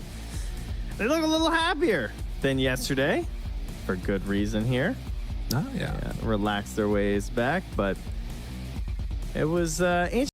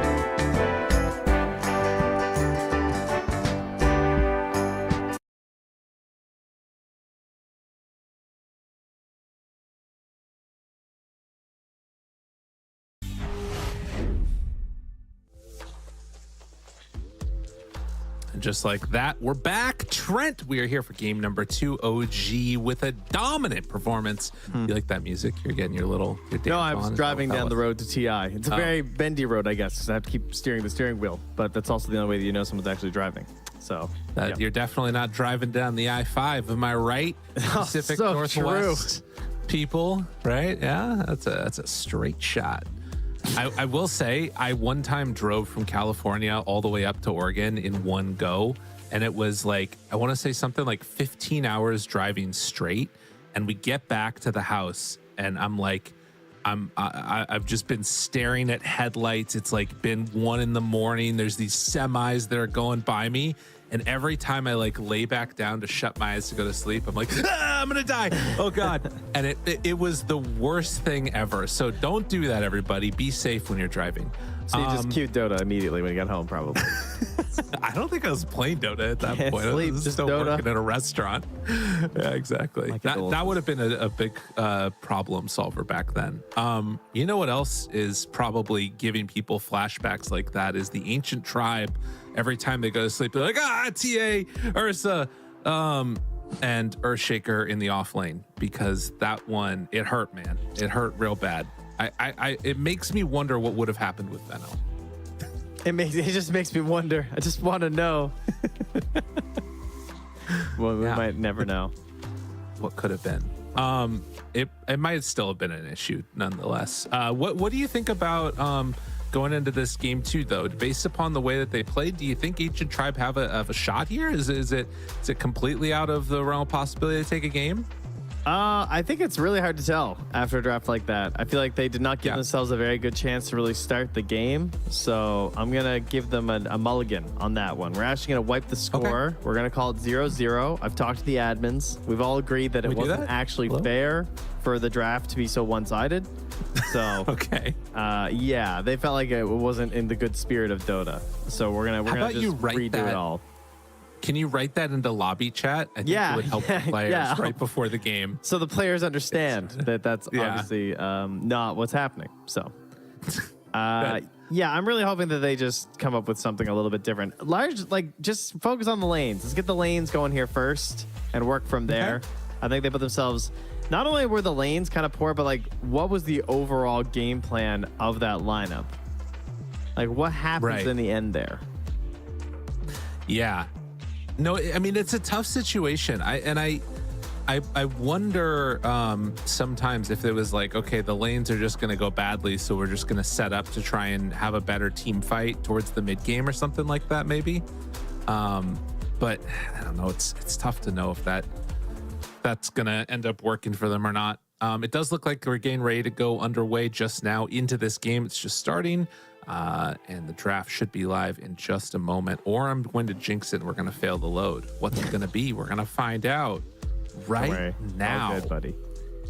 Another thing, I would look towards less of mega hard countering the opponents if it's not going to be beneficial to what else you're playing. I think a good example is the Disruptor in that game, because I love Disruptor. It's one of my favorite heroes, but I think that the actual pairings with Disruptor on their own team weren't very good that game. Because when you think of Disruptor, you think of a hero who wants to play aggressive in the earlier parts of the game as you're getting more and more levels into Glimpse, and you want to be running them down, pulling the fight, pulling back opponents right after kills, stuff like that. But they weren't able to really make any of those plays, and they also don't have those vision heroes to pair with it that you think of, like the Templar Assassin or like the Night Stalker or the Bat Rider, where Disruptor's going to have these opportunities to get really clutch glimpses. It was just like, oh, there is an IO, so I'm going to pick Disruptor, which is cool, but you need to actually build off of that on your own side tue. Right. I think the timings as well did not sync like overall with their heroes that well. Like the offlane Shaker trying to play with a Death Prophet just does not seem like a great idea. Because he's like wants to chill out and like farm his Blink Dagger, and Sven wants to chill and get all his farm, but DP wants to pressure objectives on the earlier parts of the game with some exorcisms. Yeah. Like how are you going to do that with those cores and then those two supports as well? Just feels like it's going to be kind of tough. No, it's true. I mean, it creates a lot of issues. And that sort of synergy, I feel like, is what we're seeing from those top teams. Or at least that there's like one hero that they can play with, sometimes multiple, depending upon how fast they want to run the lineup. So we have an interesting situation here. Is it LeBron with a spoon eating out of a cup? Because that is interesting. Well, that is very interesting. What's happening here, LeBron? How else would you eat from a spoon, though, right? Or a cup? I guess I don't even know. But what I was going to say is that it's actually same pick order.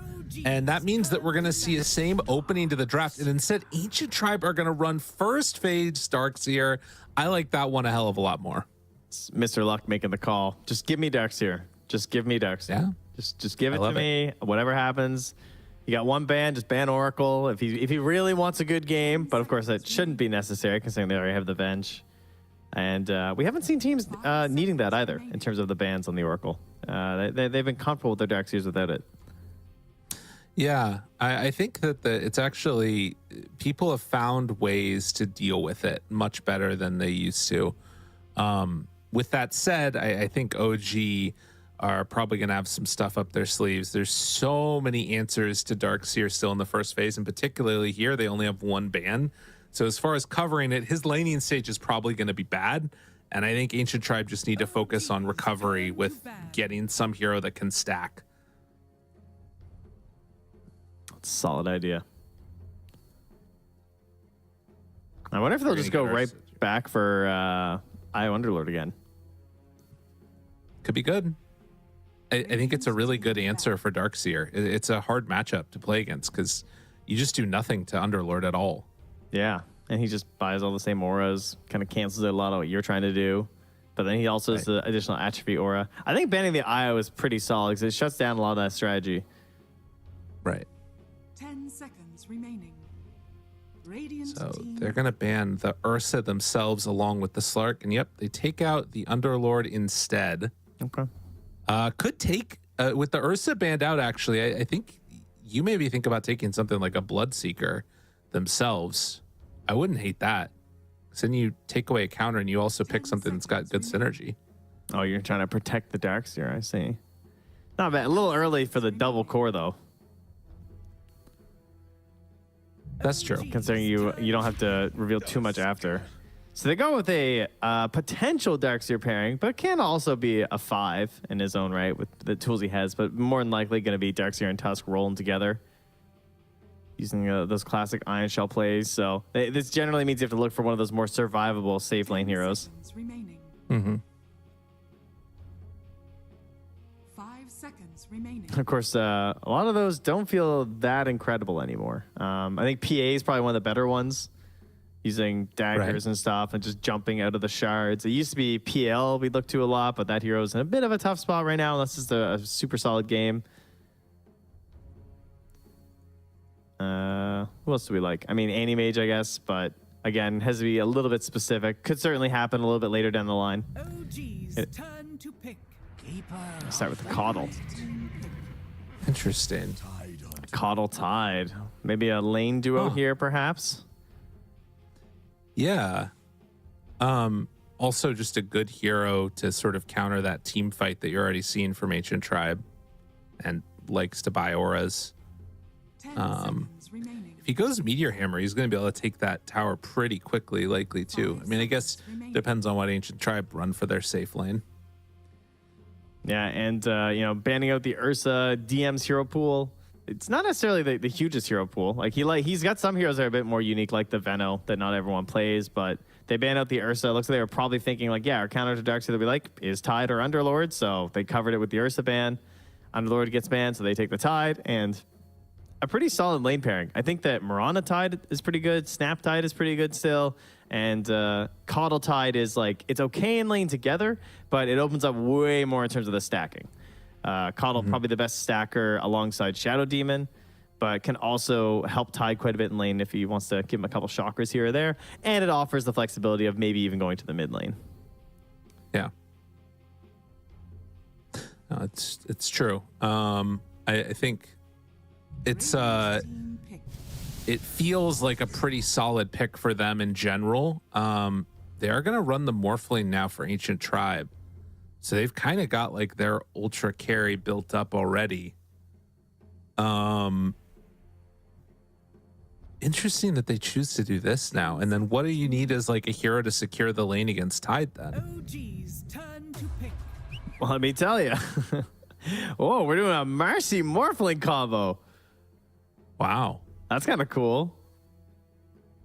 So like a sidekick maxing Marcy, I presume, alongside a Right. Morphling. And the thing I like about this for Ancient Tribe is that they're not now trying to flex between 5 seconds like remaining. one hero and then their mid for the last pick. Like now they are truly going to have a last pick mid that hopefully will be able to be its counter. Like they can just take a straight up counter if they want. How do you feel about Naga Siren as a Darkseer player? I mean, obviously there's some benefits, but I feel like her illusions aren't as incredible as your typical one. Oh, they go Pango they're- instead. You can put a lot of good pressure on Yeah. though against her. So I think it's fine. It's a pretty good matchup against her. I feel like Naga's the go-to versus Morphling, or one of the go-tos at least. Team ban. They're putting the sleep sounds into chat for Yuragi. He might be picking that Naga He's Siren. thinking Naga. Yeah, he's letting them know. He's giving them a hint. They could also 10 I mean, I don't know. I think it's like you can still do a lot against him though. You can shut him down early. They ban out the anti-mage. Interesting. Two heroes that fit the bill in terms of survival versus Tusk, because you have the Time Walk and then you have the Blink, and then can also be okay versus Faceless Void. Or sorry, versus Darkseer with a Faceless Void. You can just, 10 seconds remaining. 5 All right. Another OG. Viper ban. Apparently they know something about Ancient Tribe, the only Viper players.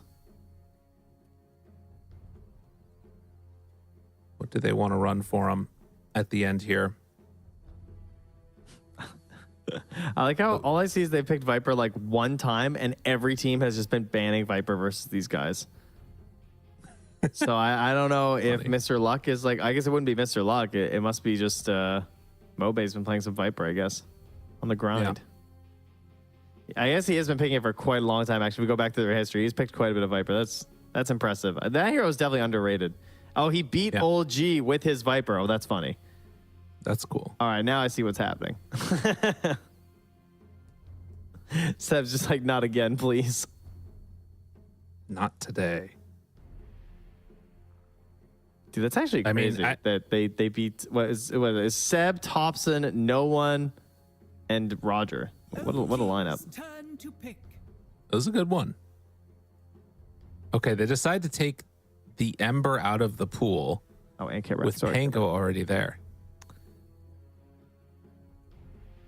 I was in like, you don't even care about it.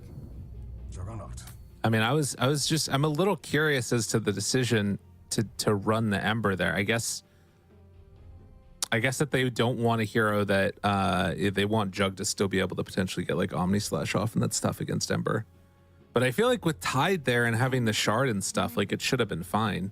Oh, like just being able to leash him.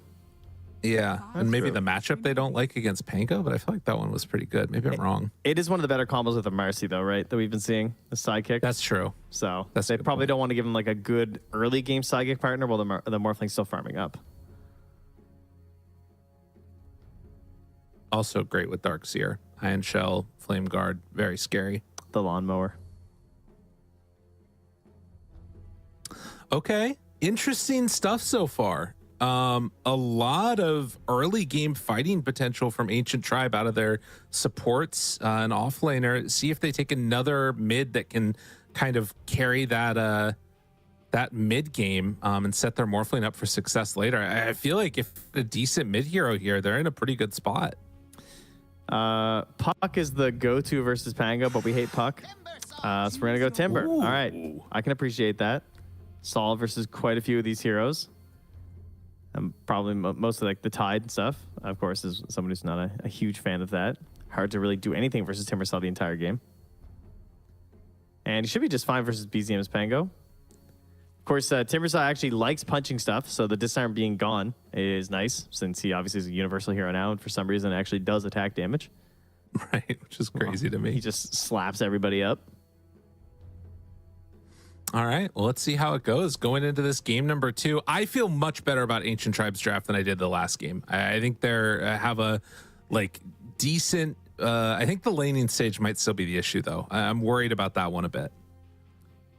We'll have to see how it goes. I'm feeling pretty good. My main concern would be that if OG gets too many stacks up this time, like if they play like a little bit less aggressive and more so stack focused, because they can still get a slightly earlier Roche, but it won't be as early this time in comparison, since they don't have the Ursa IO, but you still and Kitrak's going to have minus armor, probably right into that Solar Crest again. So that is something that Ancient Tribe will have to keep an eye on. I will say Ancient Tribe's early like burst damage is a little bit crazy with the fact they have the Timbersaw, but their later game like sustained damage in fights, actual right-click damage to take advantage of the Psychic isn't that huge.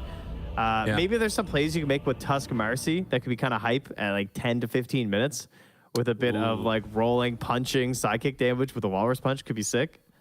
Well, in the tag team too. Yeah, there's a lot of slapping that can happen. Yeah, wow, that's actually kind of cool. So you're like side kicking the Tusk, and then he's tag teaming, and then you're using Unleash. So even though you're both supports, you could actually put a lot of physical damage. Oh. It's like the two punching heroes in Dota just like grab somebody and beat the crap out of them in an alleyway. Yeah, there's got to be a comic and strip then written at some they point do about that those like two. hand slap together, you know. Yeah. Yeah, not like The a high Bash five, Bros. but yeah. Okay. From Mighty Ducks D2, right? That's You with good. me? I forget who do they fight in the first one? Is it because it's two different countries? I feel like. Well, the second one is the Icelandic country that are like evil people, apparently. Ah, yes. Okay, that makes sense. Yeah. Damn Iceland. Them and their volcanoes. Right. I mean, they're from the land of ice. They must be good at hockey. It has to be. Yeah. That's the only way it makes sense. Kitrak? Oh, they're thinking there's a ward there, but he don't know. He don't know. Actually, he probably does know. He might have seen him.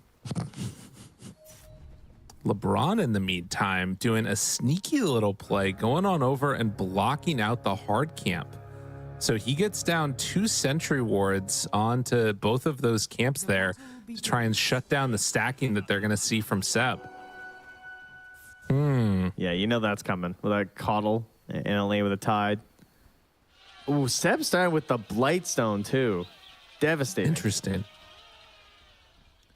Blightstone, Anchor Smash, and 320 move speed with no boots and 3 branches. Seb's just ready to punch. I mean, imagine if they get Gush level 2. That's a lot of minus armor. It's true. That's minus 5 armor right out of the gate. Super annoying to deal with. Marcy does start with 3, so still gonna have 1 after the little punches come through. As Kitrak facing off against Alex and Mr. Luck, already trying to get some good pressure on there. LeBron's just running in a circle trying to get a tower throw and eats 30% of his HP, and unfortunately the tower was a little bit busy at the time. Oh no. Yeah, Super okay. annoying. Get him. Get him, LeBron. Oh my god, Kitrak? Dude, Kitrak is crazy. Do you see this? He's completely, like, he tanked an entire wave just to harass Mr. Luck there and was able to do a good bit of it. Got that 4 armor, feeling pretty good. Of course, Alex doing the exact same thing here as they create a lane in the river. Oh yeah. You're a beautiful person with a Connects over to the side. Now they don't have another range creep. That one got lost behind.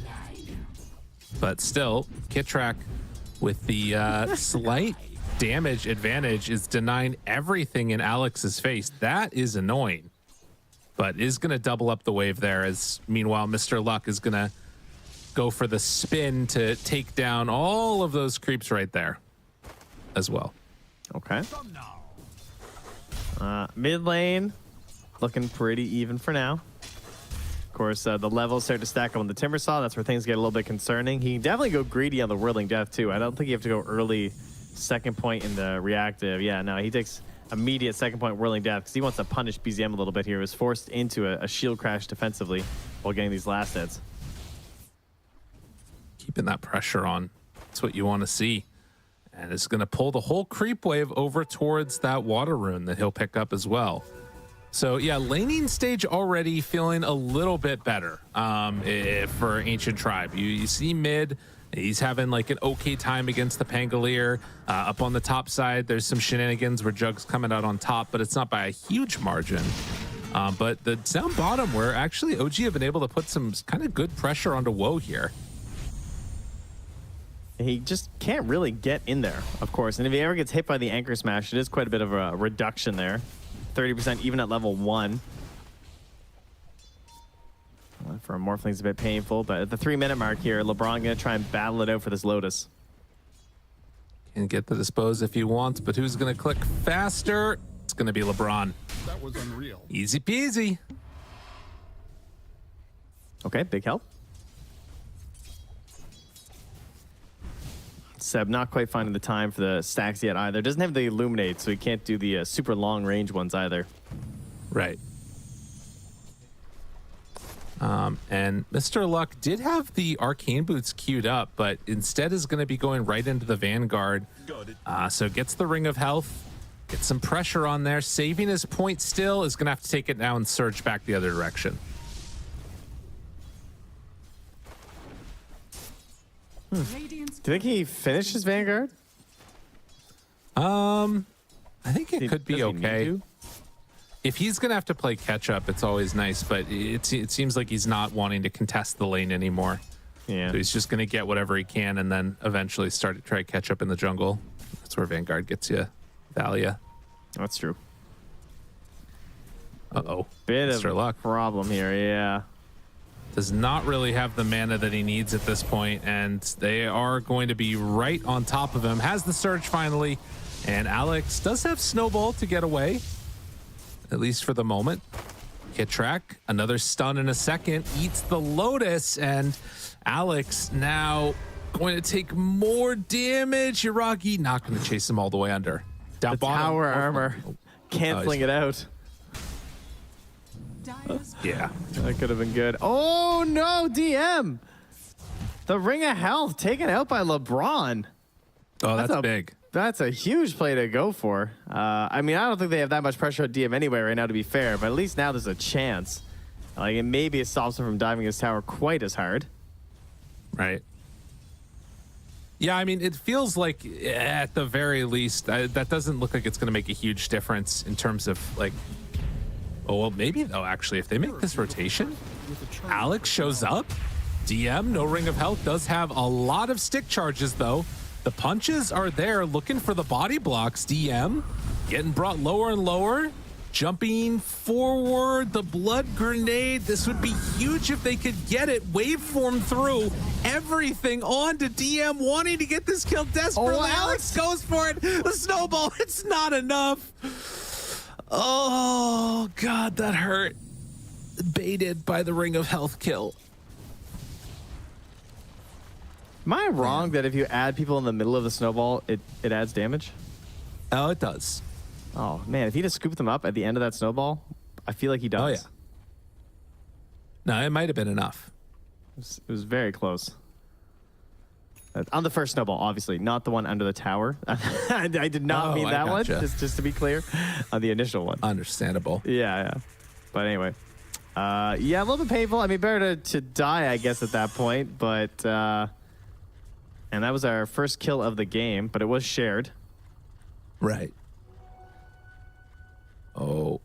Meanwhile, they're diving Mr. Luck a bit here. He's not having an easy time of it. Throws the Iron Shell on to the double creep wave and then is just going to run away. But Alex is here on Yuragi. He's already used spin. If he can get that snowball off, oh, it would have been big.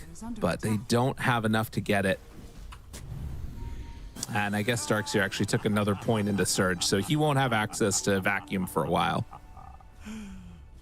BZM? Trying to set up again if they can. Checking for stacks, checking for Wisdom Rune. Alex, Shard, block off, stun. Oh, no. BZM gets it. That's going to be double Wisdom Rune. That one hurts. Yeah, and this is while the lanes were going pretty well, like relatively even overall. Again, the gap mostly in the off lane, just like it was in the last game. But Darkseer obviously much more comfortable at a disadvantage compared to an Earthshaker. It has so many more options in terms of catching back up. Radiant's middle tower is under attack. It at least feels like there's a way to play it. And to be honest, like realistically, he's not super far behind the Tidehunter. You know, 500 gold or so isn't the end of the world. DM is going to be getting into that Meteor Hammer soon, though. And Mobe's having a take great time. And this can be a problem with Timbersaw, though, as I know we're seeing it right now. A lot of heroes coming to his lane. Nice dodge. Oh, they get a little bit of separation there. The second stun comes through, trying to kill him, and they get him. Team? That's a bit of a team. Yeah. Hello? Anybody? Oh, he showed up. That's crazy. Well, they get the kill. Nicely played. Maybe he just felt like he was safe, so called they didn't need it. But OG making the play and getting the kill on mid, that's huge. It's a heavy commitment to going on Timbersaw like that, and it can be kind of scary, right? Because with a single TP, maybe he gets out some ultis, and you're just in big trouble. But it doesn't happen, either because they just couldn't, like they weren't in a situation to, or like you said, maybe he just believed he was going to be fine. Needed some better dodge, though. And BZM's already up top and helping to get another kill. Oh, man. Alex is also in trouble here. He's going to get chased down. This Orb of Corrosion doing so much. Does have a snowball ready, but it won't matter. Iraqi just walks him down. BZM is going to get a Lance of Pursuit now, right? That's all we're missing. And then it's GG. Oh, they're trying to make a move again onto DM, but he is dropping Gabe in lines and just walking away from him. Yeah, I mean, BZM is a monster right now in terms of how much damage he's going to be able to do. Let's see which one he gets. Radiant are scanning. Oh, Alex found one. Did he not pick up the one that was back there? Kitrak, I think, sent it back to base right in front of him. I think he did. Yeah. Uh-oh. Yeah, that's cool. Finding one. Seb gonna get found. Gonna get almost killed, but not quite. Seb walking away. No, we found him. And after the Ravage is used, they're looking for more. Kitrak gonna go down. They wanted to keep this stack in their hands, but looks like they're actually going to be able to do it after BZM makes the move over. And he did get the Lance of Pursuit, so yeah. Oh, good. All right, so GG confirmed. Excellent. Just had to make sure. God, it's so much damage. LeBron was trying to do a really cute play there at the end. He was trying to set up for at least clipping someone as he died, but couldn't quite get it, unfortunately. And DM with the completed Meteor Hammer starts to wail into these Ancients. It's basically a whale. It's a whale that's walking, you know. And Seb will be even further annoying here with his Tumbler's Toy. Oh, yeah. Gonna help BZM take this stack too. And something we haven't even really talked about is gonna be the double swashbuckle coming out as Chakra Magic keeps all of their spells on that low cooldown. Third time's the charm. Looking for DM here as they chase forward. Want to get him, pull him back in, Meteor Hamming, and they get him. They just needed the big bad Timbersaw to help him out. Oh my God, Alex is gone. Holy moly. Wanted to be a giant spacecraft. Oh, just blown right up there. And yeah, I'm definitely waiting to watch the shocker combos with the Pango here. Mr. runs in, uses the Surge to get the healing ward first. Okay. And the spin down is just a little bit too much in the end. Needed to get to the creep wave to get alive, but wasn't meant to be. Needed to not try and kill the healing ward. That was pretty greedy, I gotta say. I mean, it's a sweet bounty, but I'm pretty sure he lives if he doesn't kill it. Meanwhile, Obey going to TP away off the back of that Timber Chain. He's out of there. 3,000 gold lead starting to be built up. Uri is going to be a menace here, Radiant's top tower. as he has already gotten a couple pieces, and I think the completed Battle Fury flying out to him right now at 12 minutes. It's pretty good. Yeah, that's an excellent start for this hero. He's just been planted in the lane the whole time. There's no real threat to kill him. There will be as the game progresses, of course, just because at least they have the Tusk in this matchup. So maybe he can find some way to stop him from just like freely running around the map and spin TPing out. Bottom tower is under attack. But It's going to be a good game for the Juggernaut by the looks of things, as the rest of his team will just push down with the threat of Ravage. Not a whole lot Ancient Tribe can do about this. If they want to fight, it's got to be around Timber right now. That was not the way they thought that was going to go, and now the spin onto both. Kitrak in some trouble, but swaps away. Mr. Luck running down. BZM there for the roll. And Mr. Luck is now in further trouble. Does have vacuum. BZM moves in, gets the kill. They have more. I mean, this is the Diffusal Blade. This is a lot used, but my goodness. It's really nice for them. Again. Can they find more? Oh, he missed. Takes away the healing ward. BZM now in some trouble, but the spin is there from Iragi, doing good damage onto all of them, but they kill off BZM. WEU moving in, they actually have enough to find this fight. He has Omni Slash back up in 1 second, so he looks for the Force Staff from Seb to get away.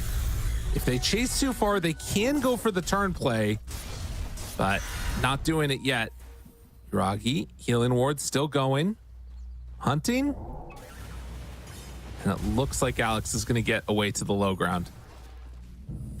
Oh, Force Staff now. BZM, little mistake there on the extra swashbuckle that he got from his Coddle. I'm not sure if he was trying to be a little bit further in or if he was trying to turn the other way, but definitely not what he was hoping for. He just swashed in, missed everybody, and died. So, if he hits those targets, the mana burn, it might have been enough to actually save him, to ensure they wouldn't have enough damage to kill him. So I can understand why he went for it, but did not pay off in the end. And it really gave a big bonus back towards Ancient Tribe and kind of gives him a little bit of confidence of like, hey, we actually do have some pretty big damage right now. We land some of these spells, we do actually have a chance. Bay wanting to farm this up and then get out of trouble. It's going to TP out now, and looks like he will complete it. Immediately afterwards, OG gonna go for a smoke move, and this one with the tier 1 tower already being down is looking like a kill attempt. Iragi, he's leading the charge. He's like, follow me, team. I'll be in here. They're right onto him. Waveform already used, but the damage from BZM is kind of insane. They kill off Iragi.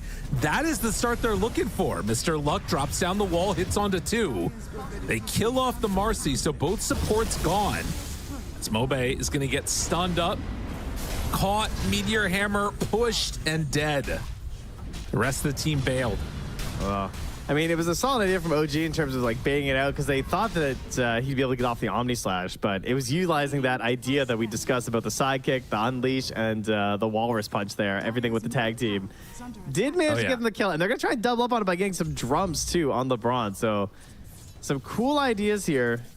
As the levels are now starting to come back in towards Sidekick after maxing out the rebound.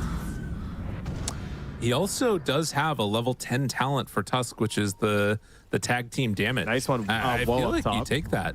Yeah. Whoa. Yeah, okay. So he got the morph into Venge for the kill there. So well done. Iragi, they're looking for more. Catch him here. Have the shards. The run through, tries to chase. Will it be enough damage? They can't quite get what they do. He tried to Omni Slash. Whoa. It's too much. The physical damage is kind of insane from that combo.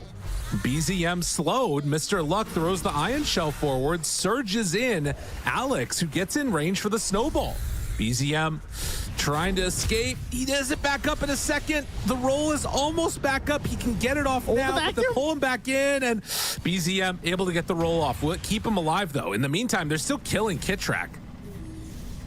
Mr. Luck backs out, runs in, finds one, looking to take him out, and they're going to get it. Good fighting from Ancient Tribe. Yeah, they have some excellent chase down too with this Tusk and Marcy, two melee supports who want to be in the middle of the fights. Have some solid mobility there. I mean, you think about doing Snowball, jump inside at the Marcy, come back out with the rebound. Maybe she gets shard a little bit later on too. Oh yeah. But Iragi again, this great start, the super early Battle Fury, but getting into maybe too many fights. I love the first one, running into the Ancients to set up for his team. Unfortunately, he died. But I think continuously being in them isn't really going to benefit him all too much.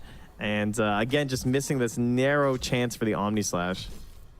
Right. Radiant's And top tower Mr. Luck is starting to get into some of these team fight items. And this is one of the issues that you run into sometimes with this Tide Hunter is that it's going to delay your pipe. It's going to delay whatever item you end up going for a decent amount.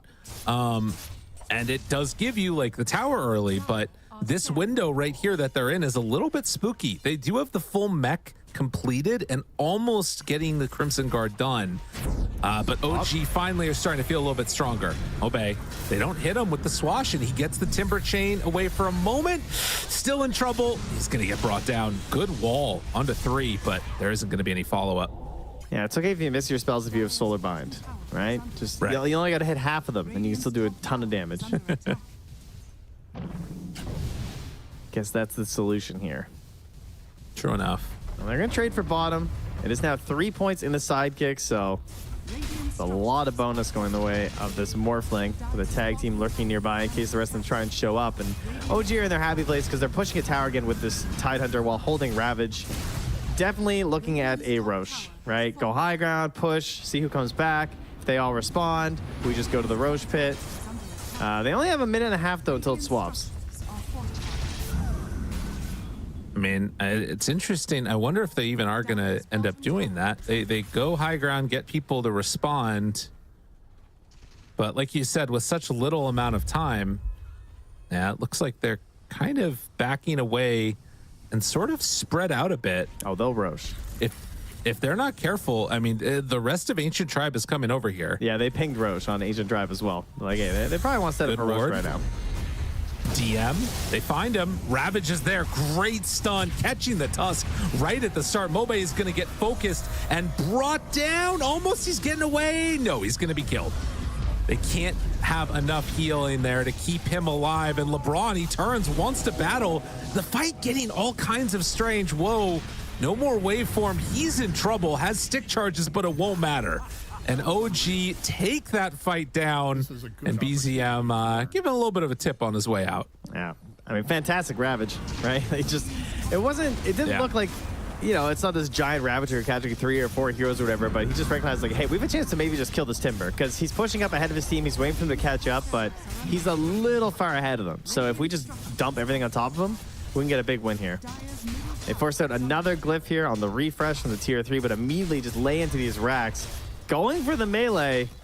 Darkseer not here. He's being smoked up. They're trying to get him here as fast as possible, but they're going to lose the racks. Are they going to try this it's fight? down. Radiant's top barracks. If they get a decent wall down. The shards block Yuragi. He is caught for the moment. They also have some. It's just not quite coming out Big quick enough. vacuum? Nope. I mean, they have healing ward down. They're trying to run the illusions at the healing ward. They're not getting it. They can't get in. It's this indomitable wall coming out from OG that just keeps them pressured back. And now a Blink Dagger done on Tide. OG has played this perfectly. Woe is making a crazy call here. So we just got to go. We just got to secure the Roche gate, guys, because they have to come through the gate. They have a ward in mid right now from OG that's seeing this movement. They see Mr. Luck heading down. They see Alex going across there into Tusk. So if they think this is hidden, it most certainly is not. And they're going to start to prep and set up for this. Start pushing out the wave as Yuragi. Do they want to bait Yuragi? He's just going to the lines then. just He smoke. doesn't even care. It's like they know they're all coming here. Dire's middle tower is under They're well aware, but they are behind on the He's Tide waving. Hunter. He's sitting there waving. He knows there's Doesn't smoke. have Ravage for 25, but the Omni slash Snowball keeps him off of it. They're going on to Kitrak. Vacuum, not exactly what they were looking for. Mr. Luck out of mana. Walrus Punch onto DM, 15 till Ravage. Mobe dead again at the start. They pull back in Mr. Luck. Does have stick charges, but the rundown is going to be there. He stuns the Meteor Hammer combination. So ready for that one. Can they kill him off, though? Looks like Surge might finally be enough. Oh my god, he's so low. Wants to get away, but one last hit. Yuragi ends his life. Radiant's bottom tower is That was really pretty from OG. It truly was. And Alex, at least, he gets one W for them. He gets their Wisdom Rune. fallen. We'll head back and try and grab his own. So, a very, very small. It's a lowercase W, but it's a W nonetheless.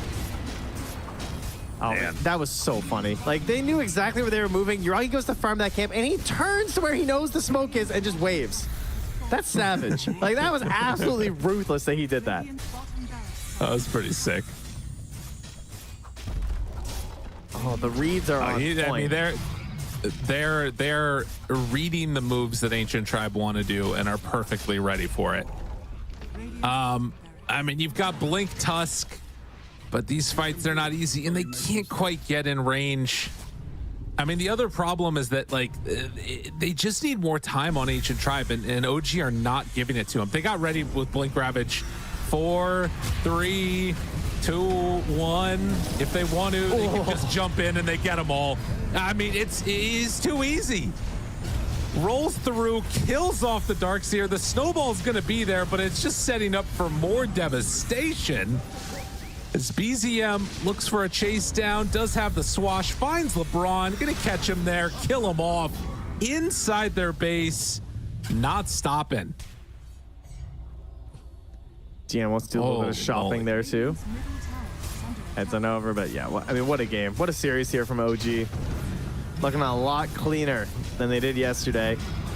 I don't That's know. for sure. Maybe a rapier will show up on WEU. And maybe it'll terrify OG. Has fallen. But they don't look very scared right now. Radiant's middle There's no PA in this game, Trent. It's going to be okay, I think. Okay, maybe. Well, tier 3 tower goes down, and Yuragi, eyes focused on these racks. It's going to be mega creeps at just around 24 minutes. Still hanging on to that Omni Slash as the stun is there. Adaptive strike, everything to try and stop this Juggernaut from being hit, but true to name, nothing can stop this man from hitting these buildings. They'll find the Darkseer. They will kill him. Obey, trying his best, but they continue to hit buildings, take them down, now move on in, kill off the Timber Saw, and that is going to be GG. OG with the clean 2-0. Yeah, truly showing that they're feeling like they're back here. They sorted things out. I mean, this is obviously some pretty